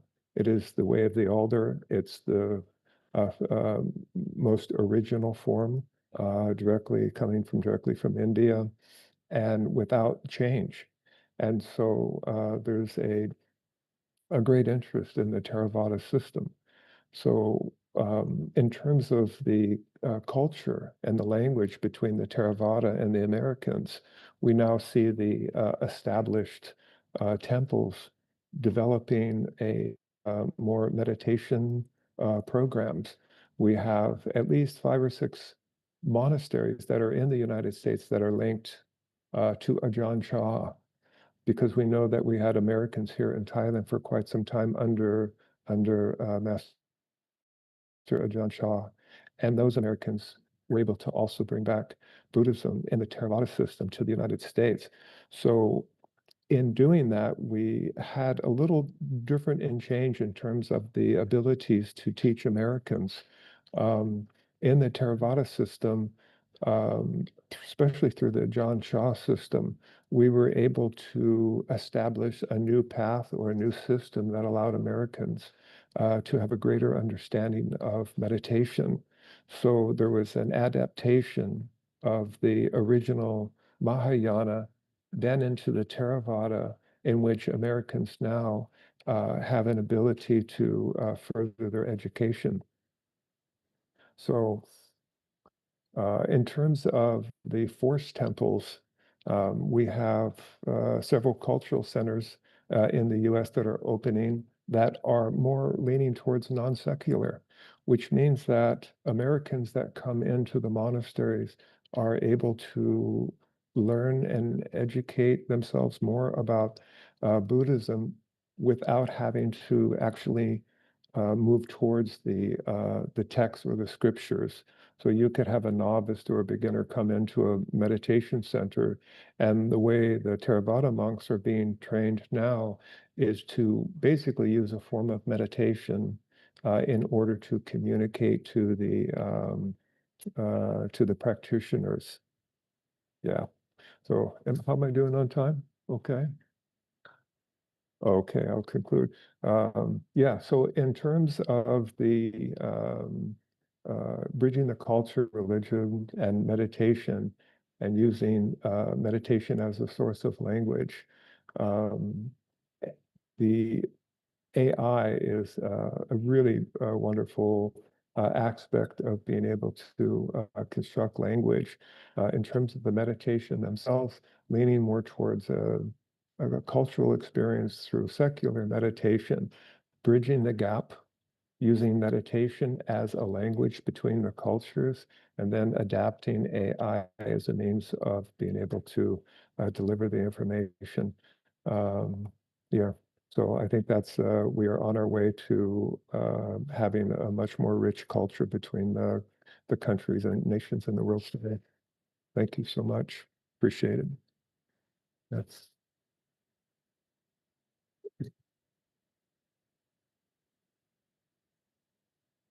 All right. Thank you very much, Venerable Robert Waranako, for sharing his direct experience teaching meditation in the United States. So Venerable Robert is from IBSC. He's American monk studying in MCU. Thank you very much once again. So let's move on to other participants as well. So next, shall I call upon Kun Vipaporn, right? Vipaporn, a representative from Lamphun Buddhist College. So is she here right now? Kun Vipaporn. Yes. All right.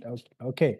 So may I kindly call upon Kun Vipaporn to be a representative to kindly present a paper on an analytical study on figurative language in a novella, Camilla by Sheridan Lefanu.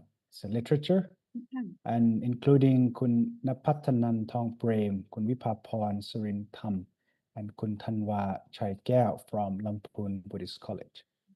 So yes, please go ahead and present. Thank you so much for giving us the opportunity to give a talk on the research นะคะ Did you hear me clearly? Did you? Yes, we can clearly hear you and see your presentation. โอเคค่ะ so นะคะ our topic นะคะ entitled An Analytical Study on Figurative Language in the Novella Camilla by Sheridan Lefevre. And for the introduction นะคะ this study investigate the use of figurative language in Camilla by Sheridan Lefevre, focusing on how devices like metaphor, simile, and personification shape emotion and atmosphere in the text. While Camilla has been widely studied for its themes, little attention has been paid to its linguistic features. The key issue is the lack of stylistic analysis in classical Gothic literature. So the novella is the Gothic style literature.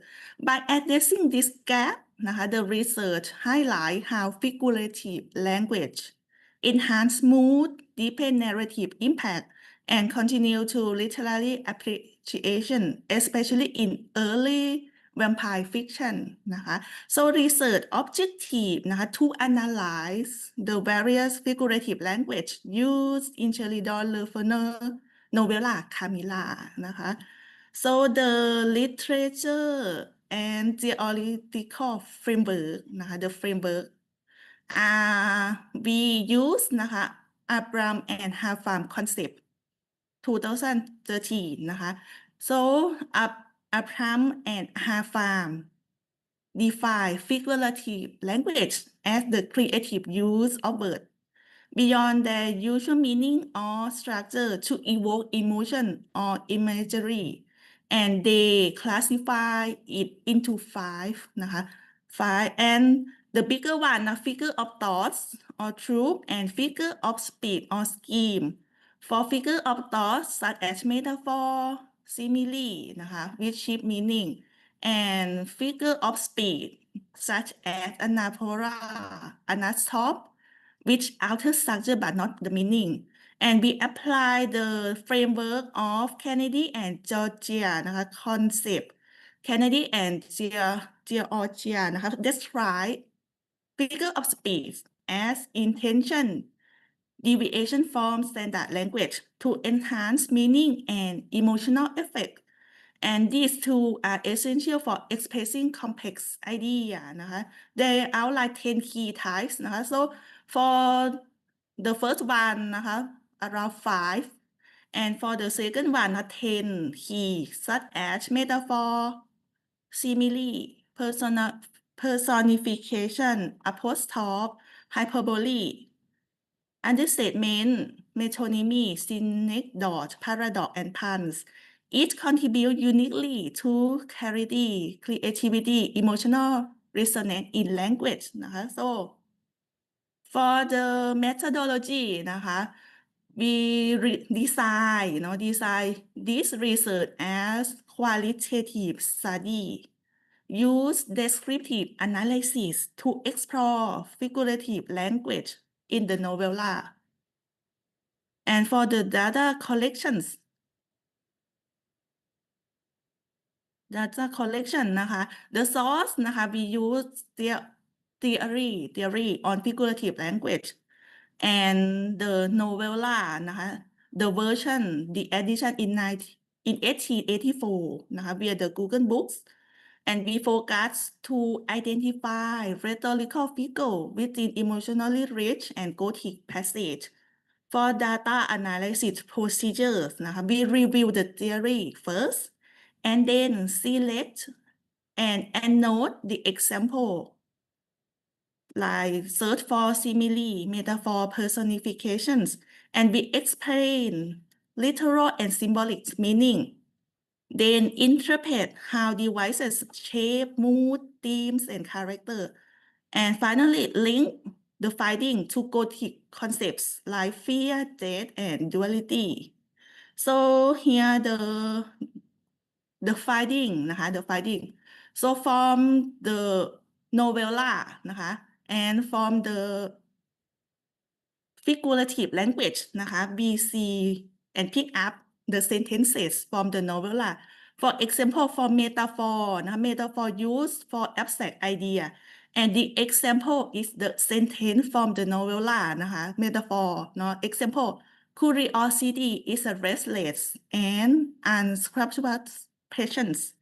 Simile นะคะ simile used frequent used for vivid comparison and the example from the novella นะคะ is what like นะคะ the word like is what like the ado of a lover personification นะคะ give emotions agency the example from the novella นะคะ curiosity open my eyes and for hyperbole นะคะ use when we want to add dramatic emphasis the example is you pierce my ears and for metonymy นะคะ is the symbolic reference and the example from the novella นะคะ the sentence he has Aladdin lamp นะคะ Aladdin lamp is like the symbolic to refer to something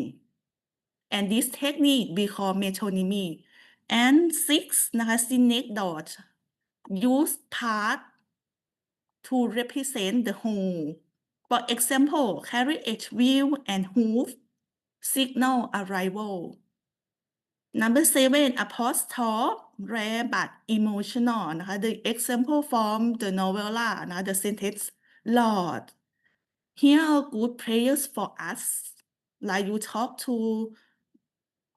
the Lord Christian Lord by yourself and the last one anastrophe invert word order for tone นะ example sentence from the novella that night passed quietly and next morning early นะคะ Okay so here are some figurative technique that we pick up from the book the novella and นะคะ so the finding and comparison นะคะ analysis of Camilla show figurative language use consistent with all three framework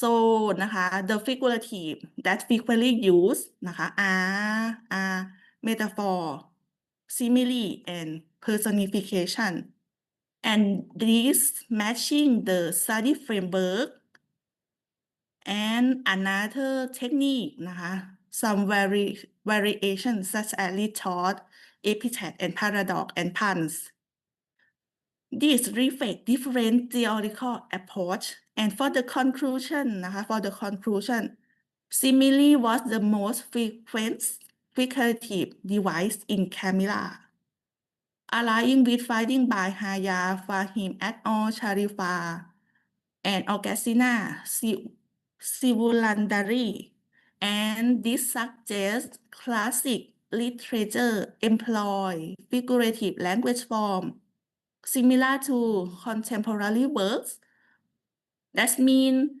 the Gothic the classic literature นะคะ apply the same figurative language as the contemporary literature and with different mainly due to varying theoretical perspective rather than time period change นะคะ so the period of time does not affect the style of writing novel Okay, so this brings me to the end of the presentation. Thank you so much for listening. Any questions or comments? Yes, any questions regarding to her presentation? All right, I think everyone understood your presentation. All right, thank you very much ครับคุณวิภาพรอาจารย์วิภาพร and คุณณภัทรนันท์ and คุณธันวา for sharing their presentation on an analytical study on figurative language in the novella Camilla by Sheridan Le Fanu, right? This literature that she analytically studied and present her results here today. Thank you very much. All the three are from MCU Lampoon here. Okay, I think we shall move on to another participant. We have a few more participants left, and then we're done for the sessions. right? So may I kindly invite the Venerable Wichita, right? I'm not sure he's here. Oh, he's here. To present his topic on from pencil to paragraph. I think you changed your topic a little bit, right? Right. The old topic was from pencil to paragraph, a teaching case study on process-based academic writing for monastic students at MCU. So please, you can start your presentation and share your screen as well.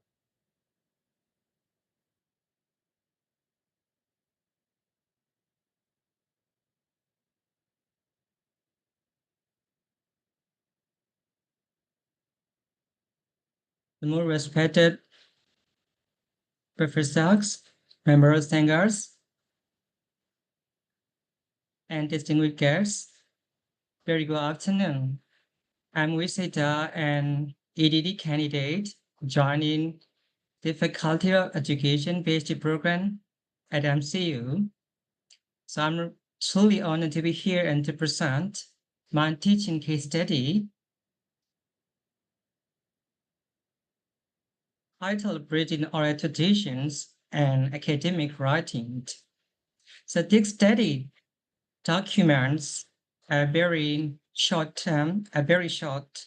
time academic essay writing course that I conducted, that I delivered, that I contributed for Myanmar monastic student in MCU. What kind of students exactly are they?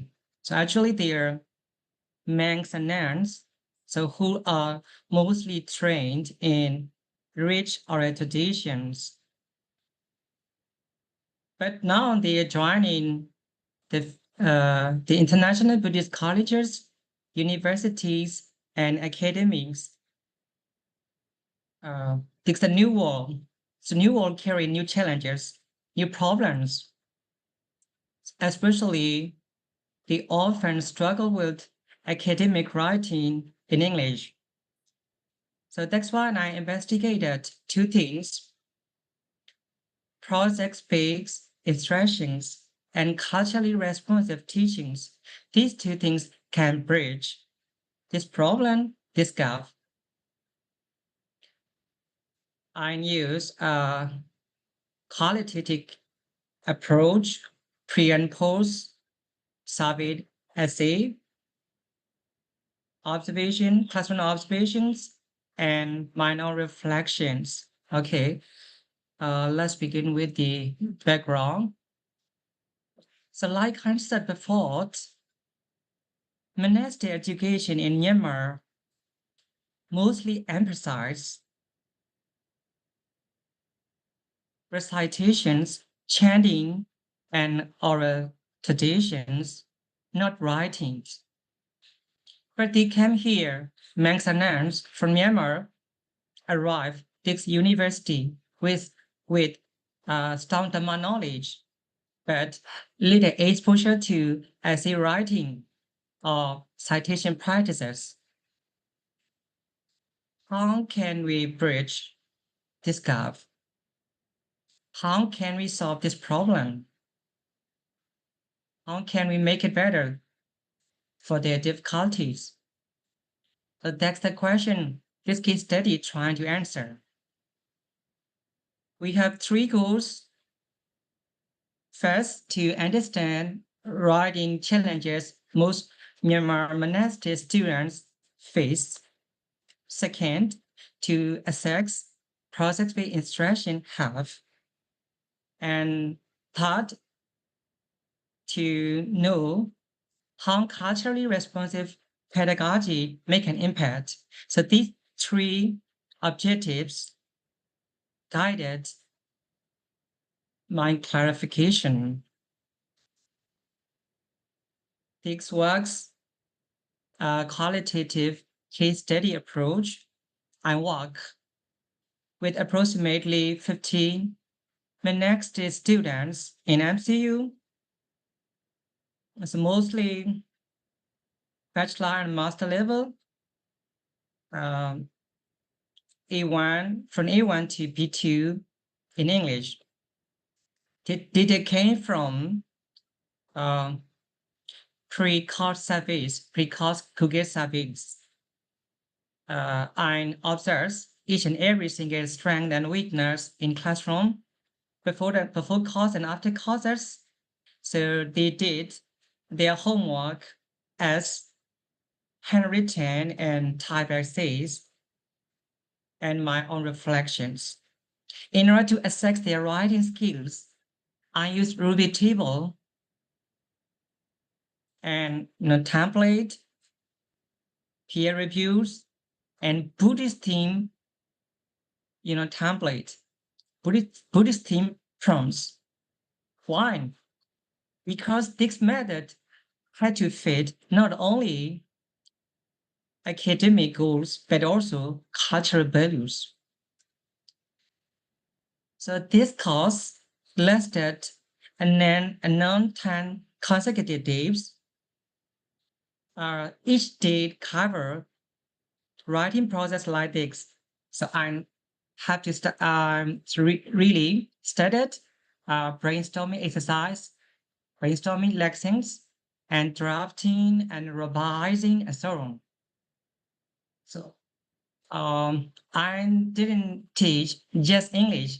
I embedded, I combined, I integrated Buddhist theme contents, Buddhist theme, prompts, like Sila, like Metta. So make it more relatable for monks, make it more understandable, make it more respectful to their backgrounds.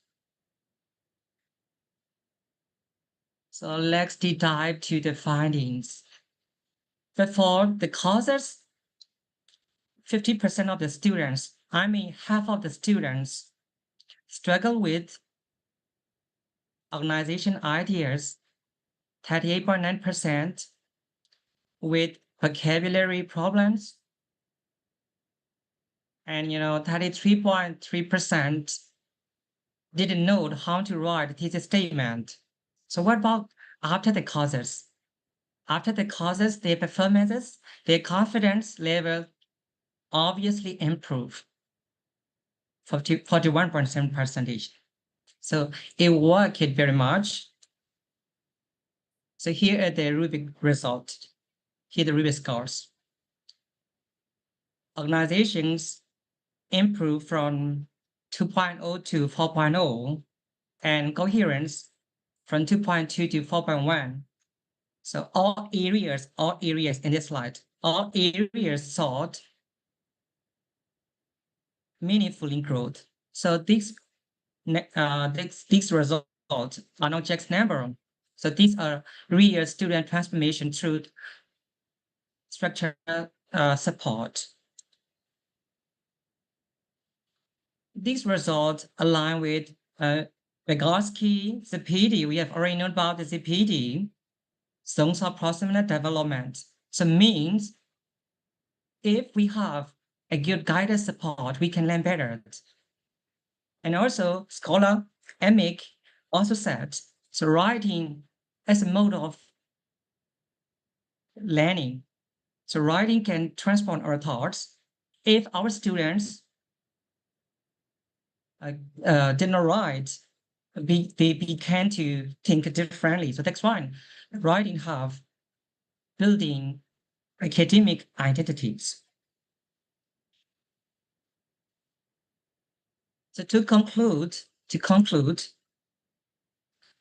the next students, including monks and nuns, can succeed in academic writing, but with the right approach, like scaffolding, like project-based instructions. And when we combine with the Buddhist relevant contents, that's fine.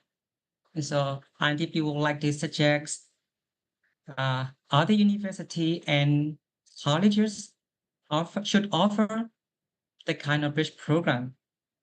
So thank you so very much for your listening. May my small work have more monks and nuns become confident academic writer without losing their beautiful tradition. Thank you so very much. Thank you very much, Venerable Wichita, for sharing a wonderful experience, a case study that you have prepared to share with us about the teaching case study on the process of based on academic writing for monastic students at MCU, right? So I think not from paper, not from pencil to paragraph, but you have just, I think, edited a little bit for your topic, right? So yeah, thank you very much once again for sharing a really wonderful experience, Venerable Vichita. I think we still have two more presenters, but one will not be able to be here with us today. So she has shared a video presentation of hers by AI, right? We are talking about AI. So I'm not sure whether Kun Ratana Sari Dewi is here or not from Indonesia. I'm not sure whether she's here or not. I couldn't contact her a moment ago, so she will be presenting on the urgency of linguistic politeness in Indonesian language. Are you here, madam? The next presentation will be a video presentation. Okay, you can stop sharing, Venerable Vichita. What about Miss Ratana Sari Dewi? Are you here with us today in this room? Miss Ratana from Muhammadiyah University of North Sumatra. She didn't answer me when I emailed her, but I thought she would be here.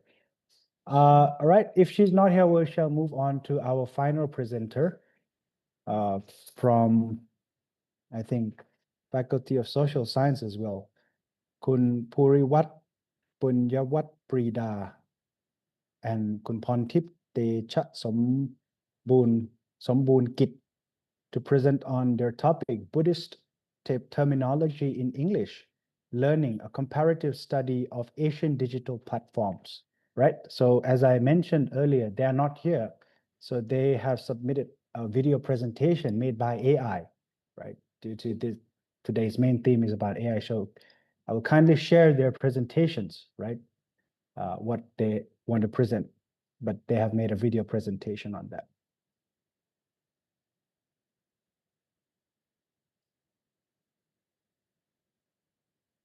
Can you see my screen? Can you see my shared screen? Yes. All right, okay. Oh, no, not this one. What's that? All right, okay. This is their video presentation. They use the AI to generate this with their slides.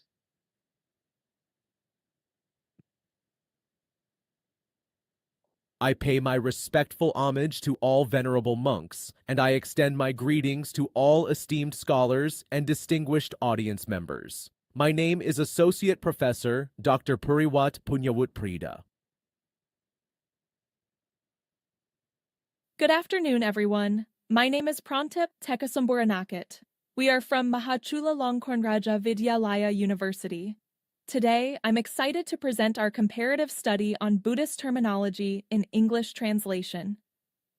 Our article shows how digital platforms, both Asian and global, can balance doctrinal authenticity with pedagogical effectiveness. Buddhist education is evolving in the digital age, with challenges in translating Pali and Sanskrit words like sati and samadhi into English. As you see, it's gone from old palm leaf manuscripts before the 1990s to CDs and PDFs in the 1990s and 2010, and now to apps like Headspace and Calm with AI today.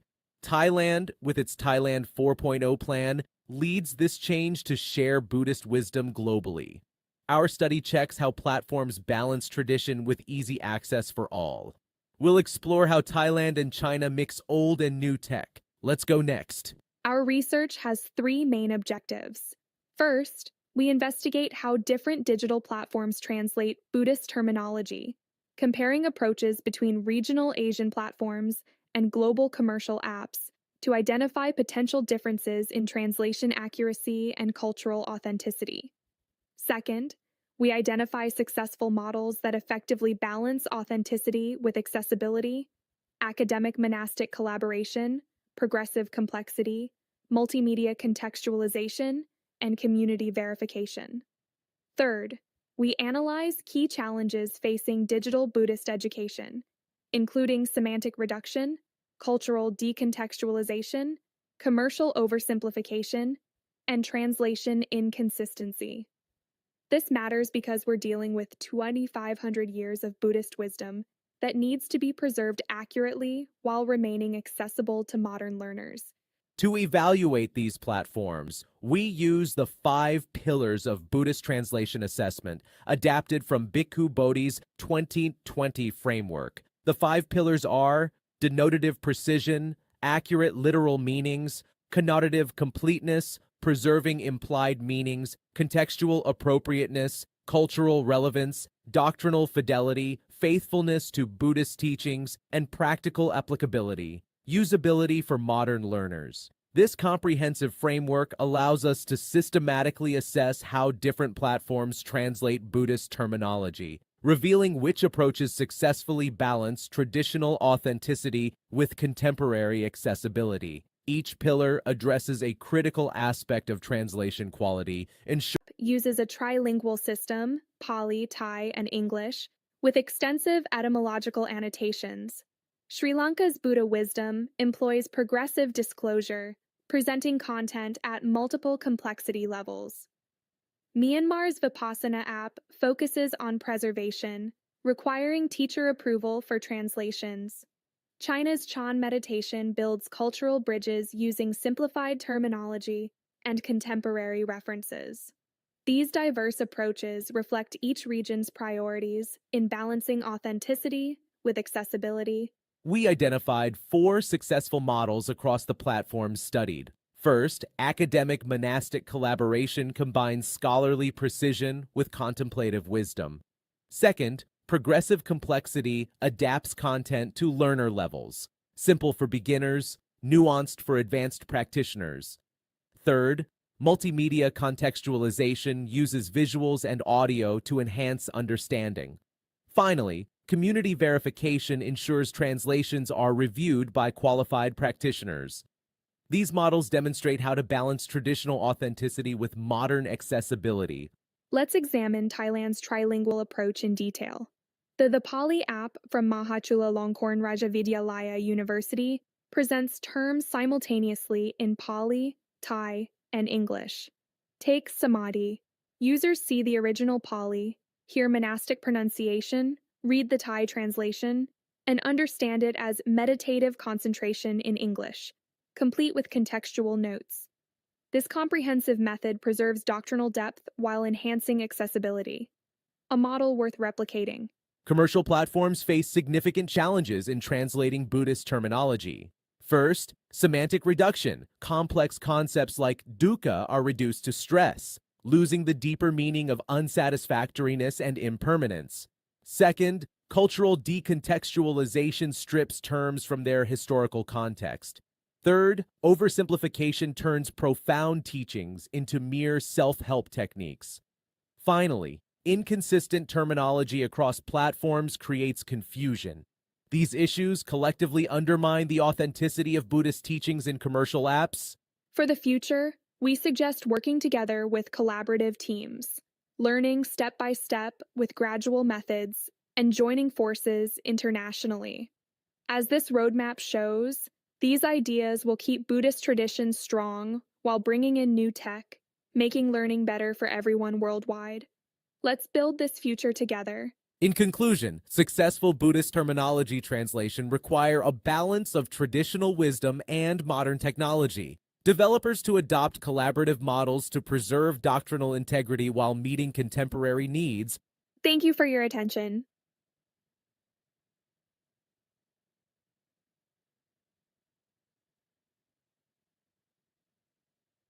All right, we just ended up with a video presentation from Kun Puriwat, Ajahn Puriwat, Punyawat Prida, and Ajahn Dr. Pontip Decha Sampoon Kit, who shared their video presentation based on Buddhist terminology in English learning, a comparative study of Asian digital platforms, and they used AI, which is in line with today's theme. language, culture, and AI for sustainability. So that's a very wonderful job. And I think that was the last presenter for room 1 here today from the second room of the sub-theme. And I think we are all done. I'm not sure if Miss Ratana Sari Devi is here or not, because I tried to contact her. So she's not here. So if no one is there, I shall turn over this stage to our commentators, our panelists who are already here. So I think I'll start with by inviting Associate Professor Dr. Sanu Mahatananudun. He's a Associate Professor in Religious and Theology from International Buddhist Studies College of MCU. His expertise in Pali and also Buddhist studies as well. So I would like to invite him to share his comments, the overall comments, or if you want to comment on each papers as well, based on what you have read that I sent to you yesterday. Yes, sir. Okay. นะโมตัสสะภะคะวะโตอะระหะโตสัมมาสัมพุทธัสสะ My homage goes to the worthy one, the exalted one, the self fully awakened one. ครับได้ยินชัดใช่ไหมครับ Can you hear me clearly? Yes, we can hear you clearly, sir. Okay. Well, first of all, I would like to convey my extreme appreciation to the committee of this working organization, especially the director of the Language Institute of MCU, who invited me to be here. I'm so honored.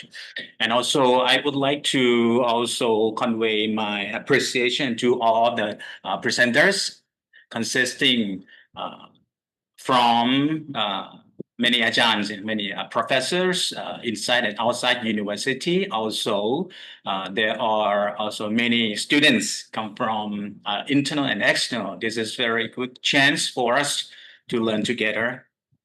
Okay, one thing that I would like to start first is that the sub-theme of today's event is very important, English for communication and propagation of Buddhism. So we are going to focus on the two following main topics. The first one is communication. Of course, communication required for an English media for doing it. To get the peaceful communication. This is the first focusing point. The second one is the propagation of Buddhism. So the communication will absolutely fail or absolutely lost its meaningful without propagation of Buddhism. So we are going to focus more on these two, communication using English and propagation of Buddhism. So far as I've been assigned to read, I have read up to seven papers. Yeah, out from the 12 papers. I will try to wrap it up within the given time limit. Okay, I try to start it sequentially from the first presenter to the last one. Okay, well. Let's begin with the first presenter under the title Buddhist Communication in the Digital Age, Integrating Artificial Intelligence and Culture for Peaceful Development. Okay, undoubtedly, this is a very good topic to study. Okay, presented by Mr. Chief Doft Kuswaha. I'm not sure if he is still in here in this room. If you are here, can you please say some noise? Okay, good. Okay, right. Well, okay, I appreciate this work a lot. Okay, it's about the AI and how we can manage the AI together with the cultural aspect that we cannot omit it. Okay. Well, I have a couple of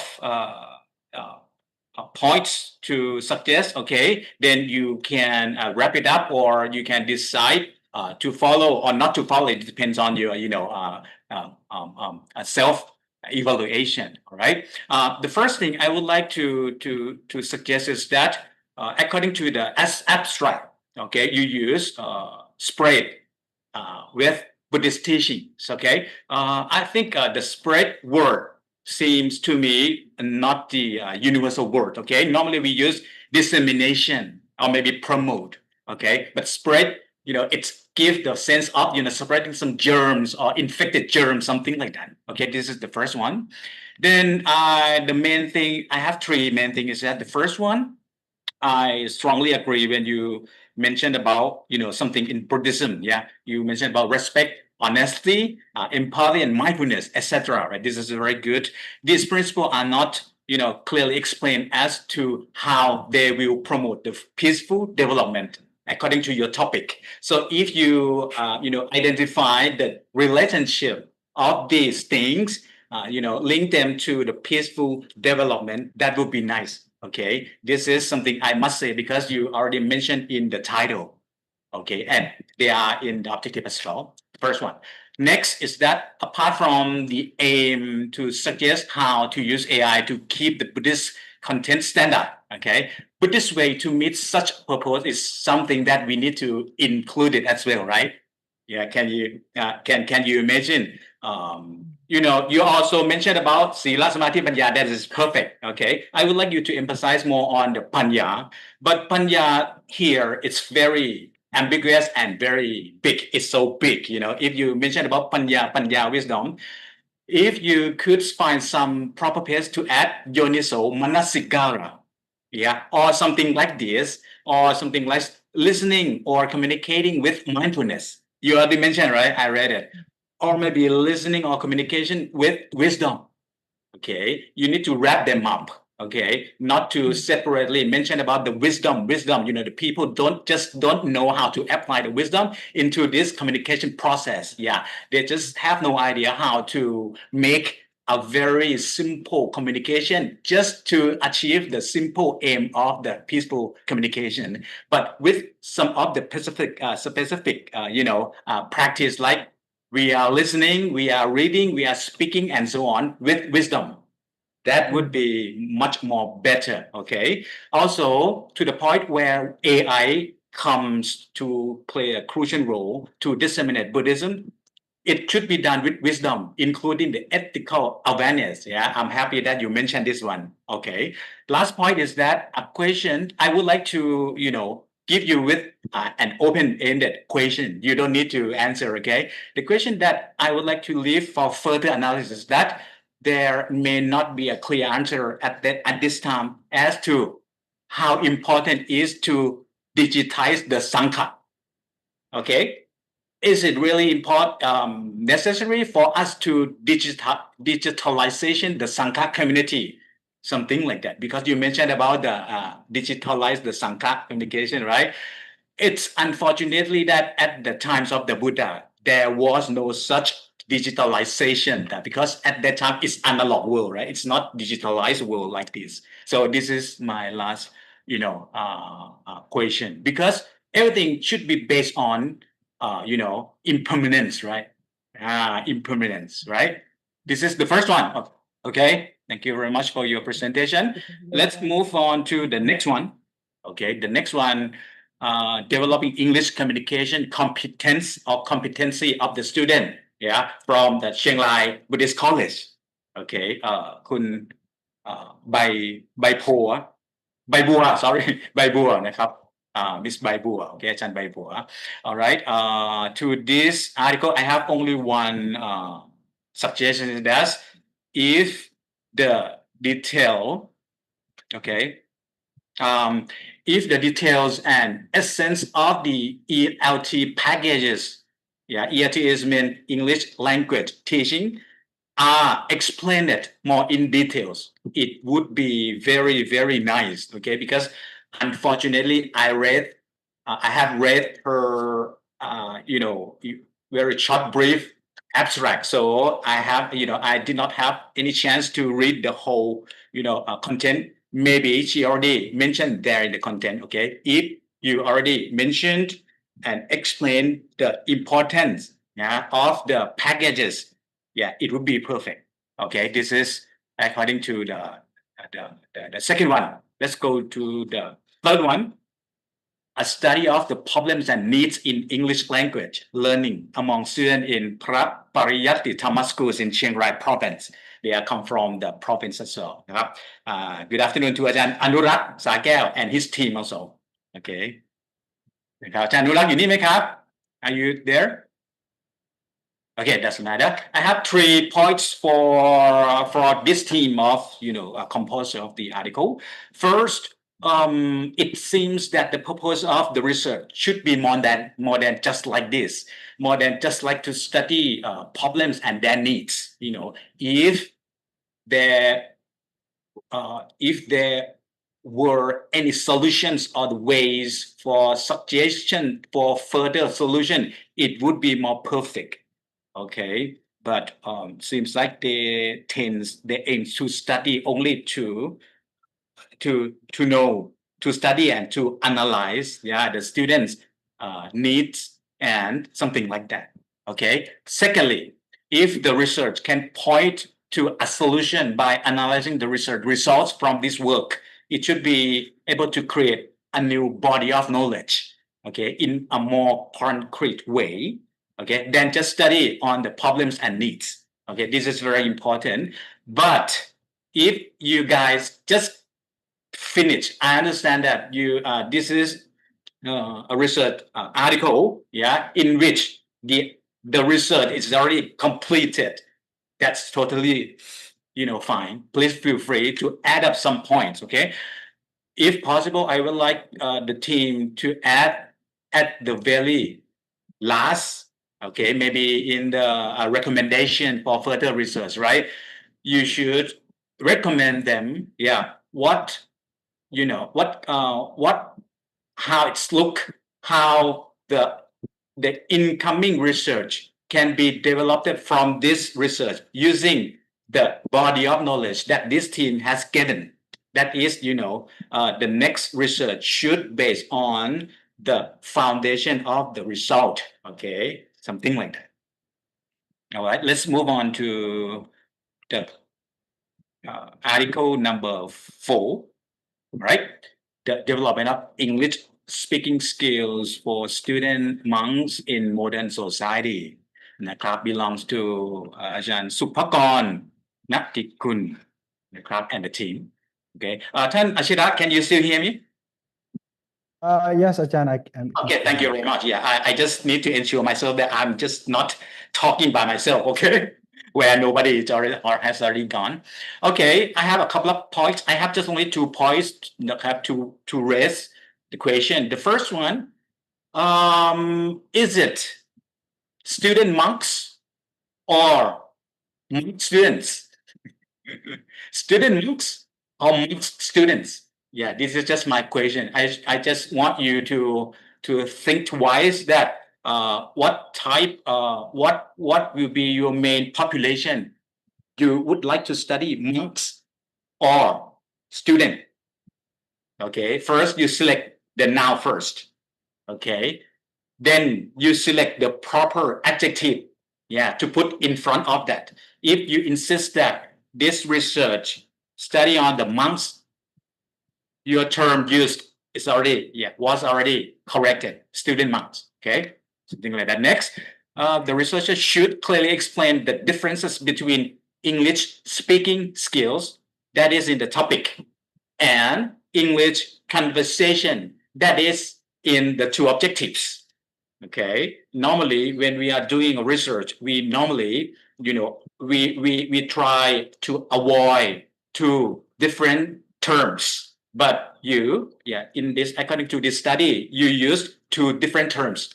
So I think it's a must for you to differentiate between, first term, English speaking skill in the topic, then English conversation practice exercises. How can the 2 different terms, combine or different or make relationship to each other? Okay, this is for the 4th one. Next one, it's the 5. Okay, presenter number 5, an analytical study of strategies for translating Buddhist terminologies in the book entitled Path to Nibbana. This is very, very good study. It's very important. I absolutely agree with this significance of the study. Okay, I am going to share some couple of points. The first one, okay, since this academic paper concerning with the translation Okay, I don't think the Thai translation is correct. When you use path to Nibbana, yeah, the path to Nibbana cannot be translated in Thai as Thang Sai Ek. That is totally different. Okay, because the path can be translated as in Thai as Thang. To Nibbana is to somewhere, right? Path to achievement. You can, if you insist, if you translate Thai from English, it can be เส้นทางสู่นิพพานเส้นทางสู่ความสำเร็จเส้นทางสู่การบรรลุ whatever. Okay, but when you use ทางสายเอก you need to explain more what type of translations that you used, because in the English word there is no such ek, yeah, or only path, the one and only path, something like that. Okay, ทางสายเอก according to มหาสติปัฏฐานสุตตะ, the greater discourse, yeah, regarding the four foundations of mindfulness, the Buddha mentioned in the Pali that ekayano ayang phikkhave go, ekayano, one and only, go is path. So same, okay, if you would like to brush up your Thai translation, you need to do it, because if you use the wrong translation, no one would love to read further in your content, right? Because you are studying on the translating. That is the first one.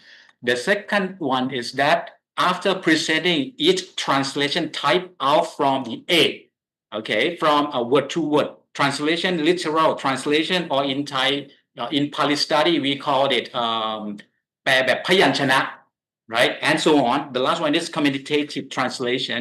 When you finish your example of quotation, could you please analyze, explain it, why, how, and what point that you claim that it's under the different types of the translation, types.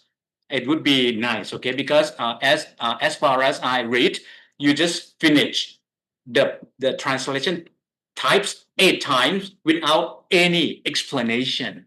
I think it's going to create a lot of confusion for the readers, okay? Because the readers cannot follow your, path, guiding path of different translations, okay? But the translation types is very, very important. It's very, fascinating.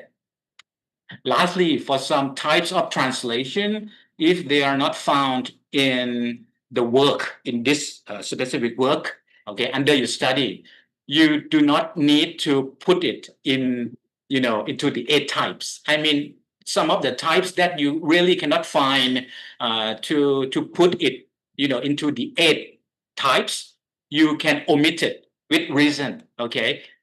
An attempt to try to fulfill the 8 different types tables will cause a lot of confusion, okay? This is all for this article. Then next article, number 6, I have 2 more, okay? I need like a couple of minutes to finish. Tan Ashira, can I still have like 3 minutes more? Yes, Ajahn. Okay, 3 minutes, okay? This one, proper word for proper translation of Buddhist scriptures, okay, belongs to Venerable Ajahn Associate Professor Dr. Prat Saman Sanitana Nako, right? I appreciate Ajahn have a very, excellent English, and I believe that he has been in this, path of English translation long time ago, okay? For you, I have only one suggestion, is that the translation is English words for the purpose of propagating Buddhism is very, very important. I agree on your proposition, because the Buddhist terminology has its roots in Pali. Yeah, Buddhist terminologies have their roots in Pali. Translating English, a translator carry on to greater languages, right? It's not only English, but a translator must have, a great knowledge on the Pali translation. Whoever have equipped themselves with the English and the Pali, yeah, can call themselves a good translator for Buddhist, dissemination. Okay, therefore, the Pali Roman must be used correctly as well.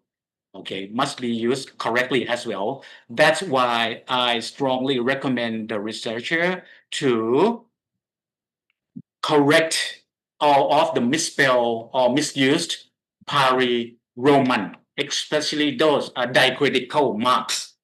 Okay, there's a lot of information that I just cannot finish within a couple of minutes. Okay, but I already made a note and I will send it into to the officer concerned. Yeah, to further give it to you later on. Okay, for example, when you type yeah, it's not normal M, but M stands for hang, aham.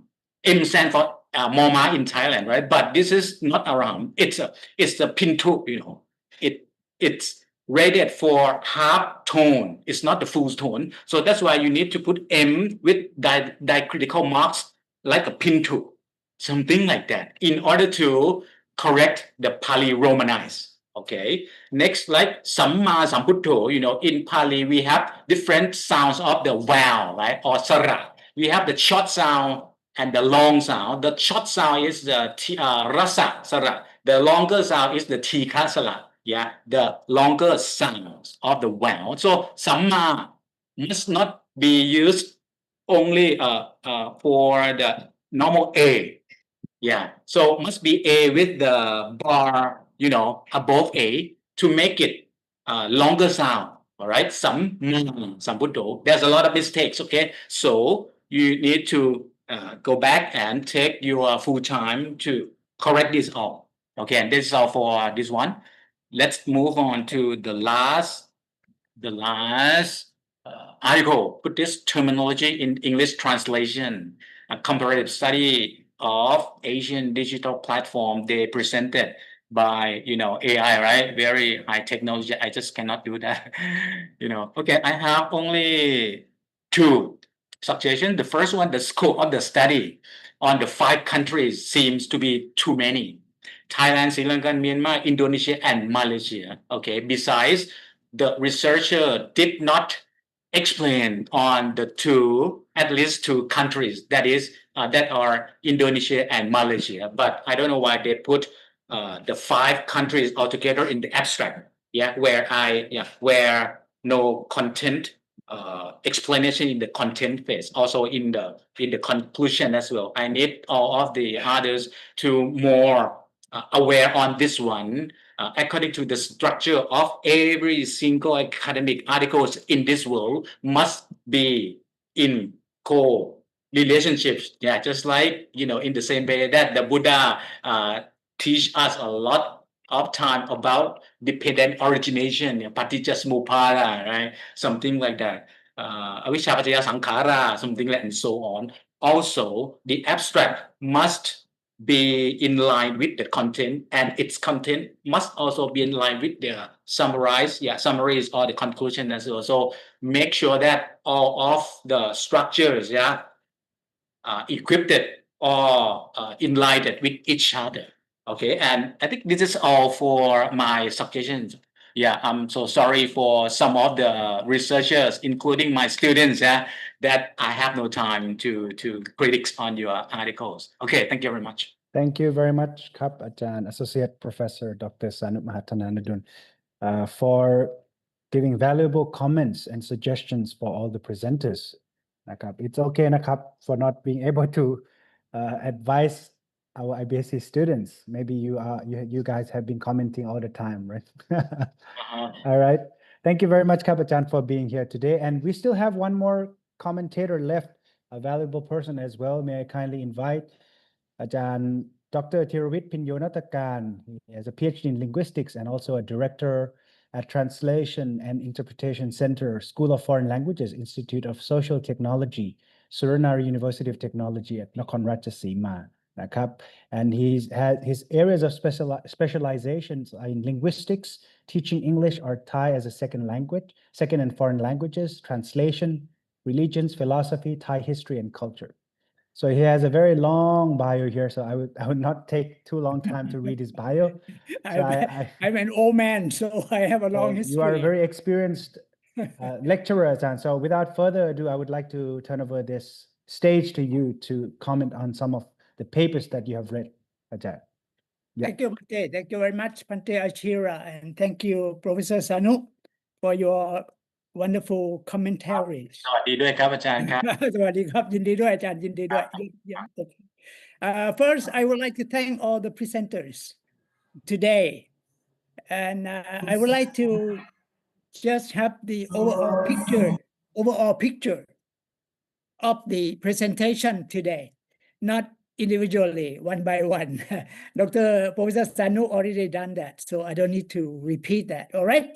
I have sent my personal comments to all the papers I have read. All right. And some of them have shown on the slide that they have changed, they have corrected, and they have improved their version already. So I'm happy to see that. I would like to have some comments about a few things here. First, about the presentation skills of our presenters. They have very good presentation skills. I'm impressed with their presentation skills. And also the meeting management by Pante Venerable Achira. He has been doing a very good job and taking control of the whole thing very efficiently. I do appreciate his efforts and his efficiency in managing the meeting today, or even before this. He keeps sending me, all right, correspondence and things like that to put me in a proper perspectives or in a proper channel to help him today. And then the Zoom quality from my side is not so good. I'm now in Korat, far away from you, and it was raining sometime during the presentation. So my signal is not so good. I apologize for that. Sometimes I disappeared without rhyme and reason, right? Okay, all right. Then I would like to talk about the overall structure of the research papers that I have read. I got some comments, some suggestions about, number one, about the abstract. The abstract for MA. MA student should be around 200 to 250 words in one paragraph, okay, in one paragraph, not in 2-3 different paragraphs. Just one paragraph, 200 to 250 words for MA. For PhD, it should be around 300 to 350 words in one single paragraph, not in 2-3 paragraphs. I've seen some papers, you know, with the abstract in 2-3 paragraphs, too long, all right? And that's it. Then about the methodology, some paper forgot to mention about their research methods. I didn't see that, but I read their objectives, I read their findings, but I didn't see their research methodology or research methods. So don't forget that. Your research findings, research objectives, all right, should be compatible. And one more point. When you mention your objective in the abstract, it should be the same as the objective you mentioned in the content of your paper. All right, it should be the same. Some paper say something in the abstract, but other thing in the content, in the objective section or section. All right. Okay. About now, the next very important point is about in-text citations. I have read a few papers without in-text citations. They mentioned something, all right, about some part of the Pitaka or some part of the author's chapters or articles, but they didn't mention anything about the source of the information, the source of their quotation. So in-text citation should be there, okay, for your formal and standard papers. All right, good. Then the next point that I have a little, concern for our researchers and students at MCU. They put conclusion and discussion together at the end of the paper. That is not the right way. Conclusion is the conclusion. There will be no more discussion in the conclusion. If you're going to have a conclusion, you should have it. Sorry, if you want to have a discussion, have it before the conclusion. It should not be included in the conclusion again, all right? Some researchers misunderstood. They put conclusion and discussion together. In fact, conclusion can be with recommendations or suggestions. That's fine. That's okay. All right? And then the last point I would like to mention is about your referencing system. Right here, MCU, we are using APA, right? Venerable, right? APA style Yes, of referencing. yes, yes. APA style of referencing. We have so many referencing systems, right? MLA, Harvard, Chicago, and APA, blah, blah, blah. We got so many systems for referencing. And here we decided to use APA. So you need to follow APA style of referencing. You need to arrange it alphabetically, surname or family name first, starting from A, B, C, D, blah, blah, blah, until Z or Z, all right? Okay, I'm worried about their referencing as well. Otherwise, they have done a good job. They have done a wonderful job. Our presenters today, all the presentations today, and the management, the administration by Venerable Ashira, Pante Ashira, is wonderful today. I'm very happy. I'm very impressed. And Dr. Sanu's commentaries are very deep, sometimes beyond my knowledge. Okay, you've done a wonderful job for us. And I hope you will be one of the pillars at MCU. All right, like Pante Ashira will be also a very important person at MCU. Okay, I would like to thank you all the presenters and the organizing committee members and the Language Center of MCU for organizing such a wonderful international conference, the third international conference on language and cultures, language, culture, and artificial intelligence for sustainability. Our venerables have already done their part, okay? Vice Rector for Academic Affairs, he has done a great job for us in the morning session with our invited speaker, Dr. Pipop, all right, from Thammasat University, my junior from Korat. He was born in Korat. I was born in Korat as well. We are from the same province. So, Bhante, thank you very much for inviting me to conclude the session. Now, I would like to turn the mic back to you. Thank you so much, Bhante. Thank you, everyone. Thank you so from much, Korat. Kap. Goodbye Thank you from very much, Korat. Kap. Thank you. Thank you very much, Ajahn Dr. Thiravit Pinyonotakan, for giving valuable comments and suggestions for all our presenters. I think it's a very valuable comment, so they can take it back and review their papers and submit to us to publish in the proceedings, right?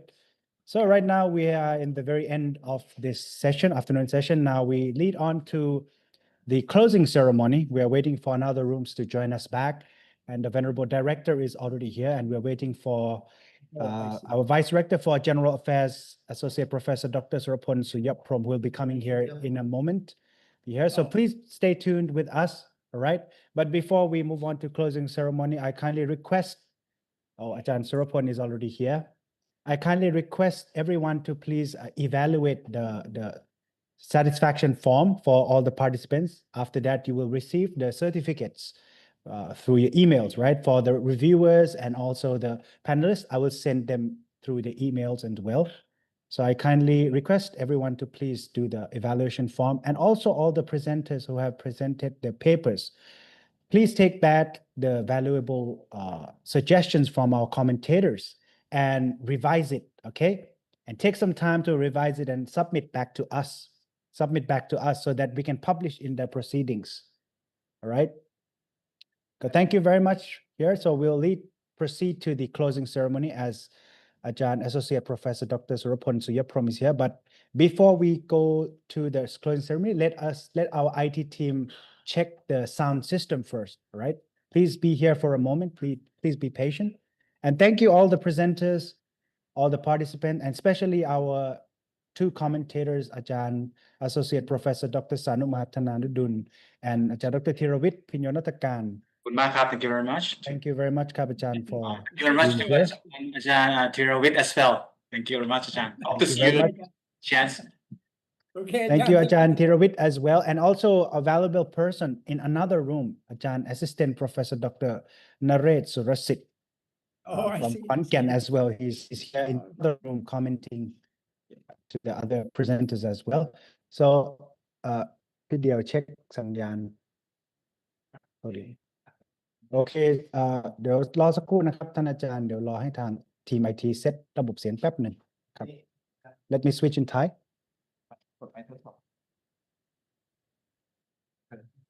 เช็คระบบเสียงไหมครับโอเคไหม Thank you all the presenters participants ระบบเสียงโอเคไหมขออนุญาตหลวงพี่เสียง My โอเคไหม microphone Hello ชัดโอเค 1 ครับ 2 ชัด 3 4 5 testing my microphone is it okay ครับอาจารย์ธีรวิทย์ได้ยินเสียงผมไหมอาจารย์ครับผม ได้ยินครับอาจารย์ได้ยินครับสวัสดีครับ ขออนุญาตผู้ใหญ่ ใช่ครับเพราะมัน connect เดี๋ยวรอสักครู่นะครับอาจารย์ โอเคครับโอเคครับครับผม ขอถ่ายรูปรอไว้หน่อยนะ เชิญครับอาจารย์เชิญครับ 65แล้วครับ ทีมงานช่วยแคปหน้าจอก็ดีนะครับ ขอกราบสวัสดีด้วยนะครับท่านอาจารย์สุรพลสุริยพงศ์ครับผม ครับอาจารย์สานุครับสุดยอดครับ อาจารย์นเรศก็เข้ามาห้องนี้แล้วครับขอบพระคุณอาจารย์นะครับ Assistant Professor Dr. Naresh Surasit นะครับ from another room so please be patient and wait for a moment we are almost there our team is checking the sound system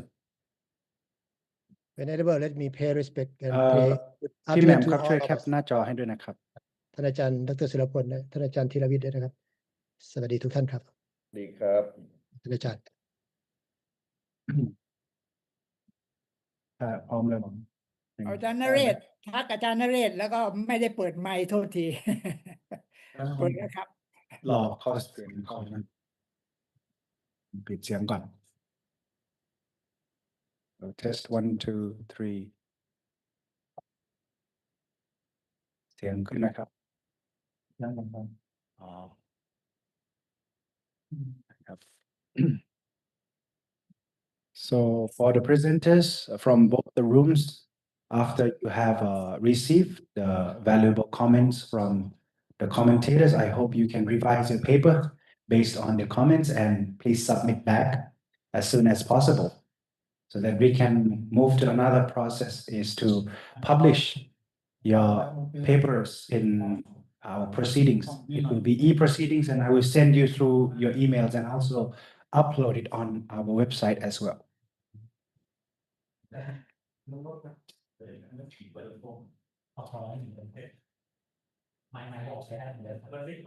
ใช้ได้เลยใช่ไหมผมใช้ไหมอาจารย์แค่เปิดโอเคครับ Okay, so I think we are ready now. Without further ado, may I call upon Associate Professor Dr. Prakku Pariyatratana Kun Bandit, Director of Language Institute, to briefly give the report to our chairperson of today's closing ceremony. Is Associate Professor Dr. Surapon Suyaprom. Please, Venerable Sir. อาจารย์แค่เปิดไมโครโฟนกล้องมันจะไปพี่เปิดกล้องหน่อยครับ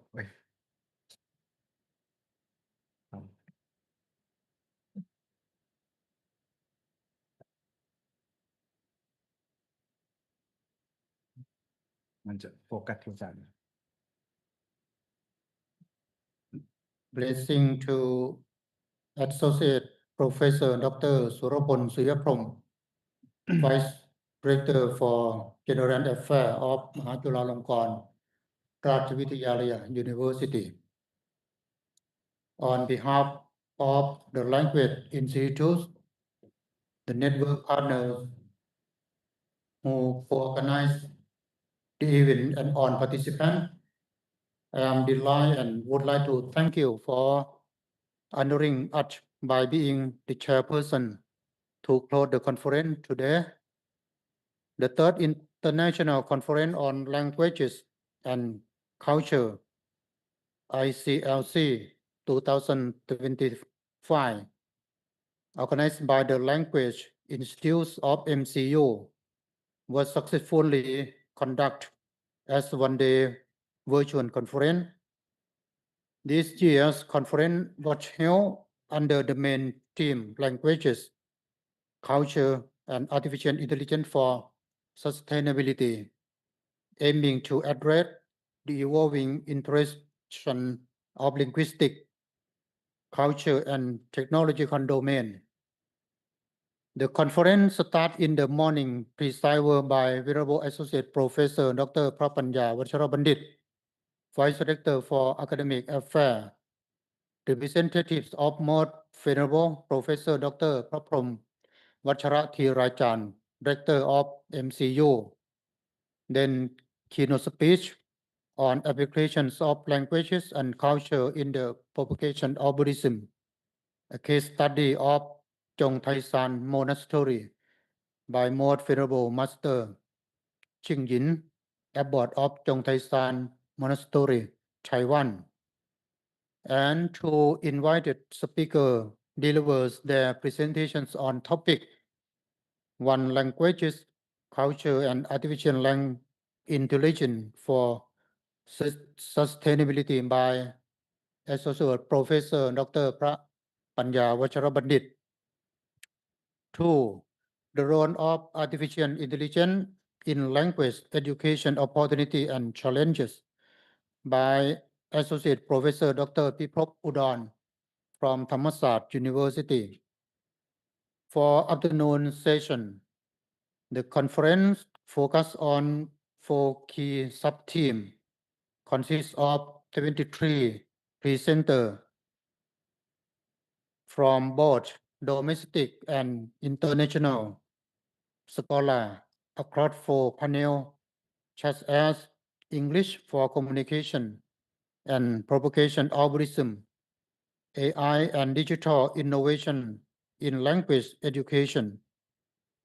The main objective of international conference in languages and culture were to deepen academic and practical understanding of the relationship between language, culture, and artificial intelligence, promote scholarly exchange and international research collaboration on sustainability focused topics, provide a platform for the presentation of academic and research contribution from Thai and international participants, foster a global network committed to ethical, inclusive, and sustainable development through language and culture.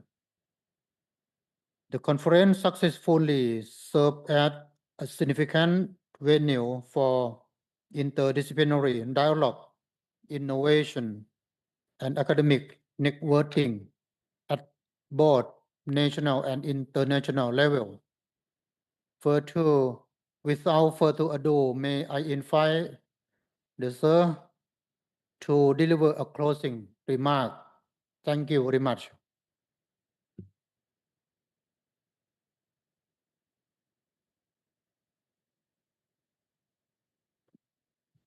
So may I kindly invite Ajahn Associate Professor Dr. Surapon Suyaprum to kindly deliver the closing remark and close today's closing ceremony.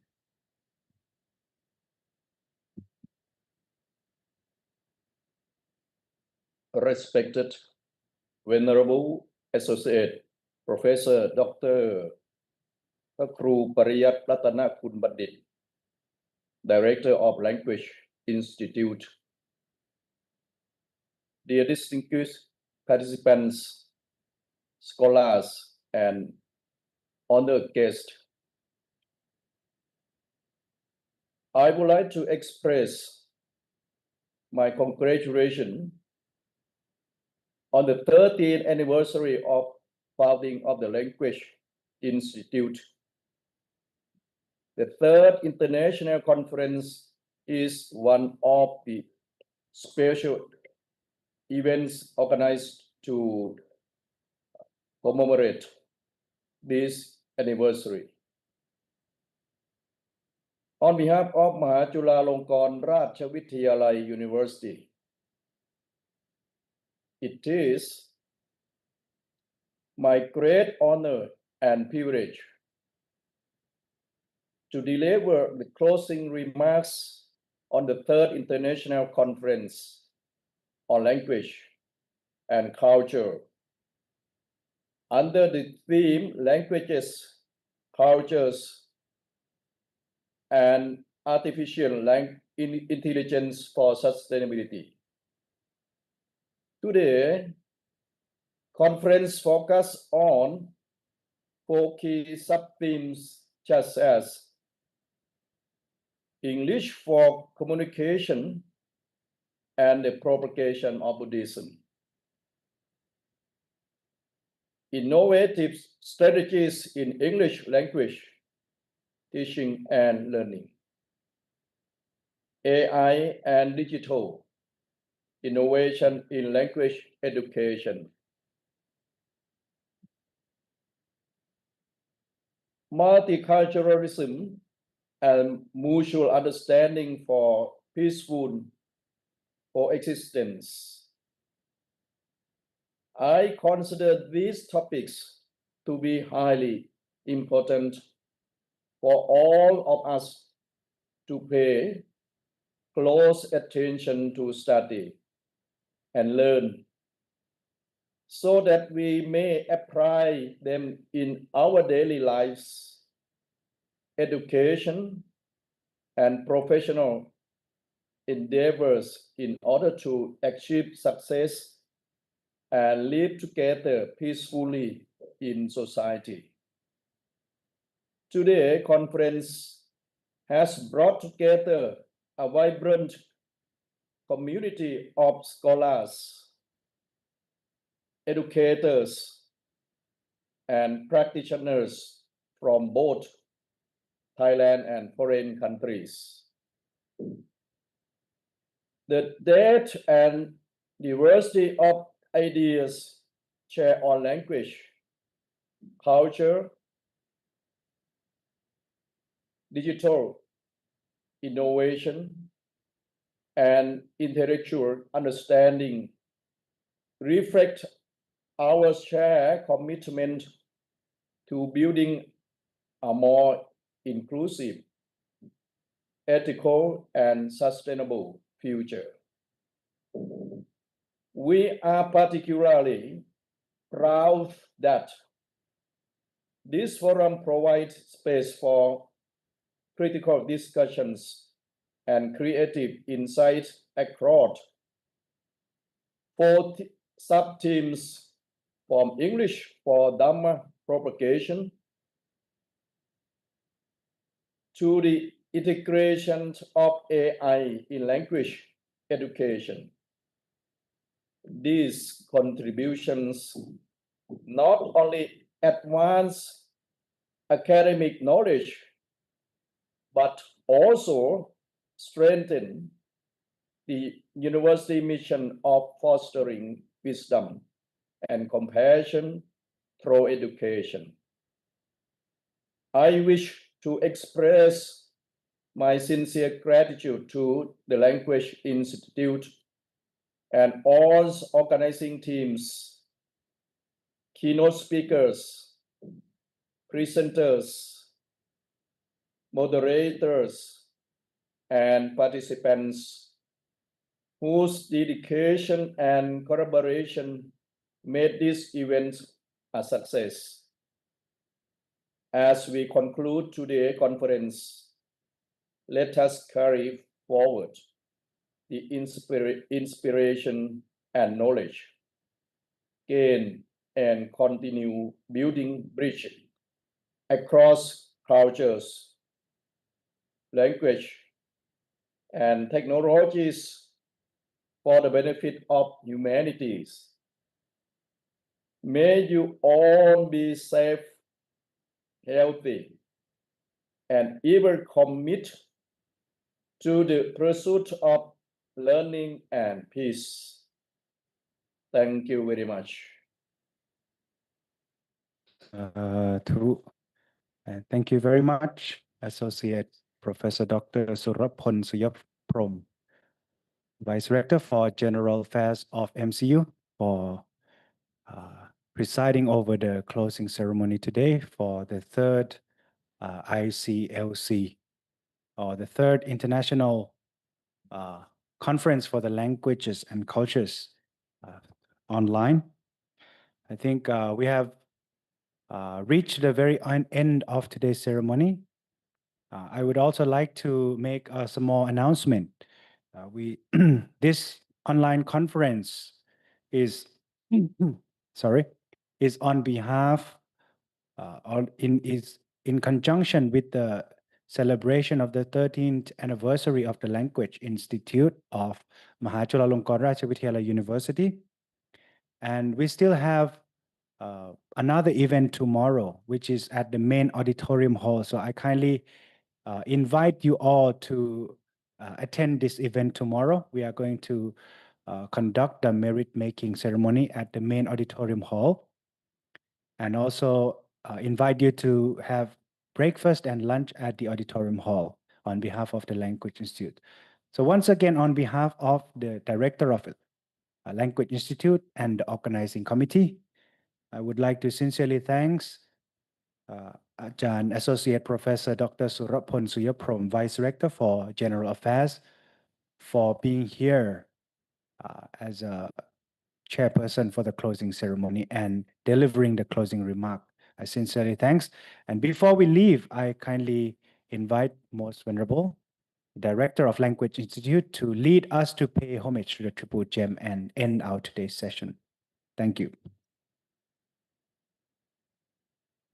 พร้อมกันเลยนะครับ Together อะระหังสัมมาสัมพุทโธภควาพุทธังภควันตังอภิวาเทมิสวากขาโตภควันตาธัมโมธัมมังนัมสสามิสุปฏิปันโน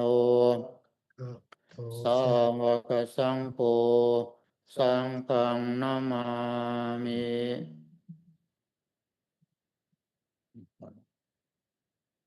Thank you very much, Most Venerable Director of Language Institute. So yes, we have ended afternoon session. So see you again tomorrow. And I also kindly request all the presenters to please review your papers according to the commentator and send it back to publish in the proceedings. Thank you very much, Ajahn Associate Professor Dr. Sanu, นะครับอาจารย์ Assistant Professor Dr. Nared and อาจารย์ Dr. Thirawit for being here as our commentator today. Thank you very much once again. And see you again tomorrow. Goodbye. Bye-bye.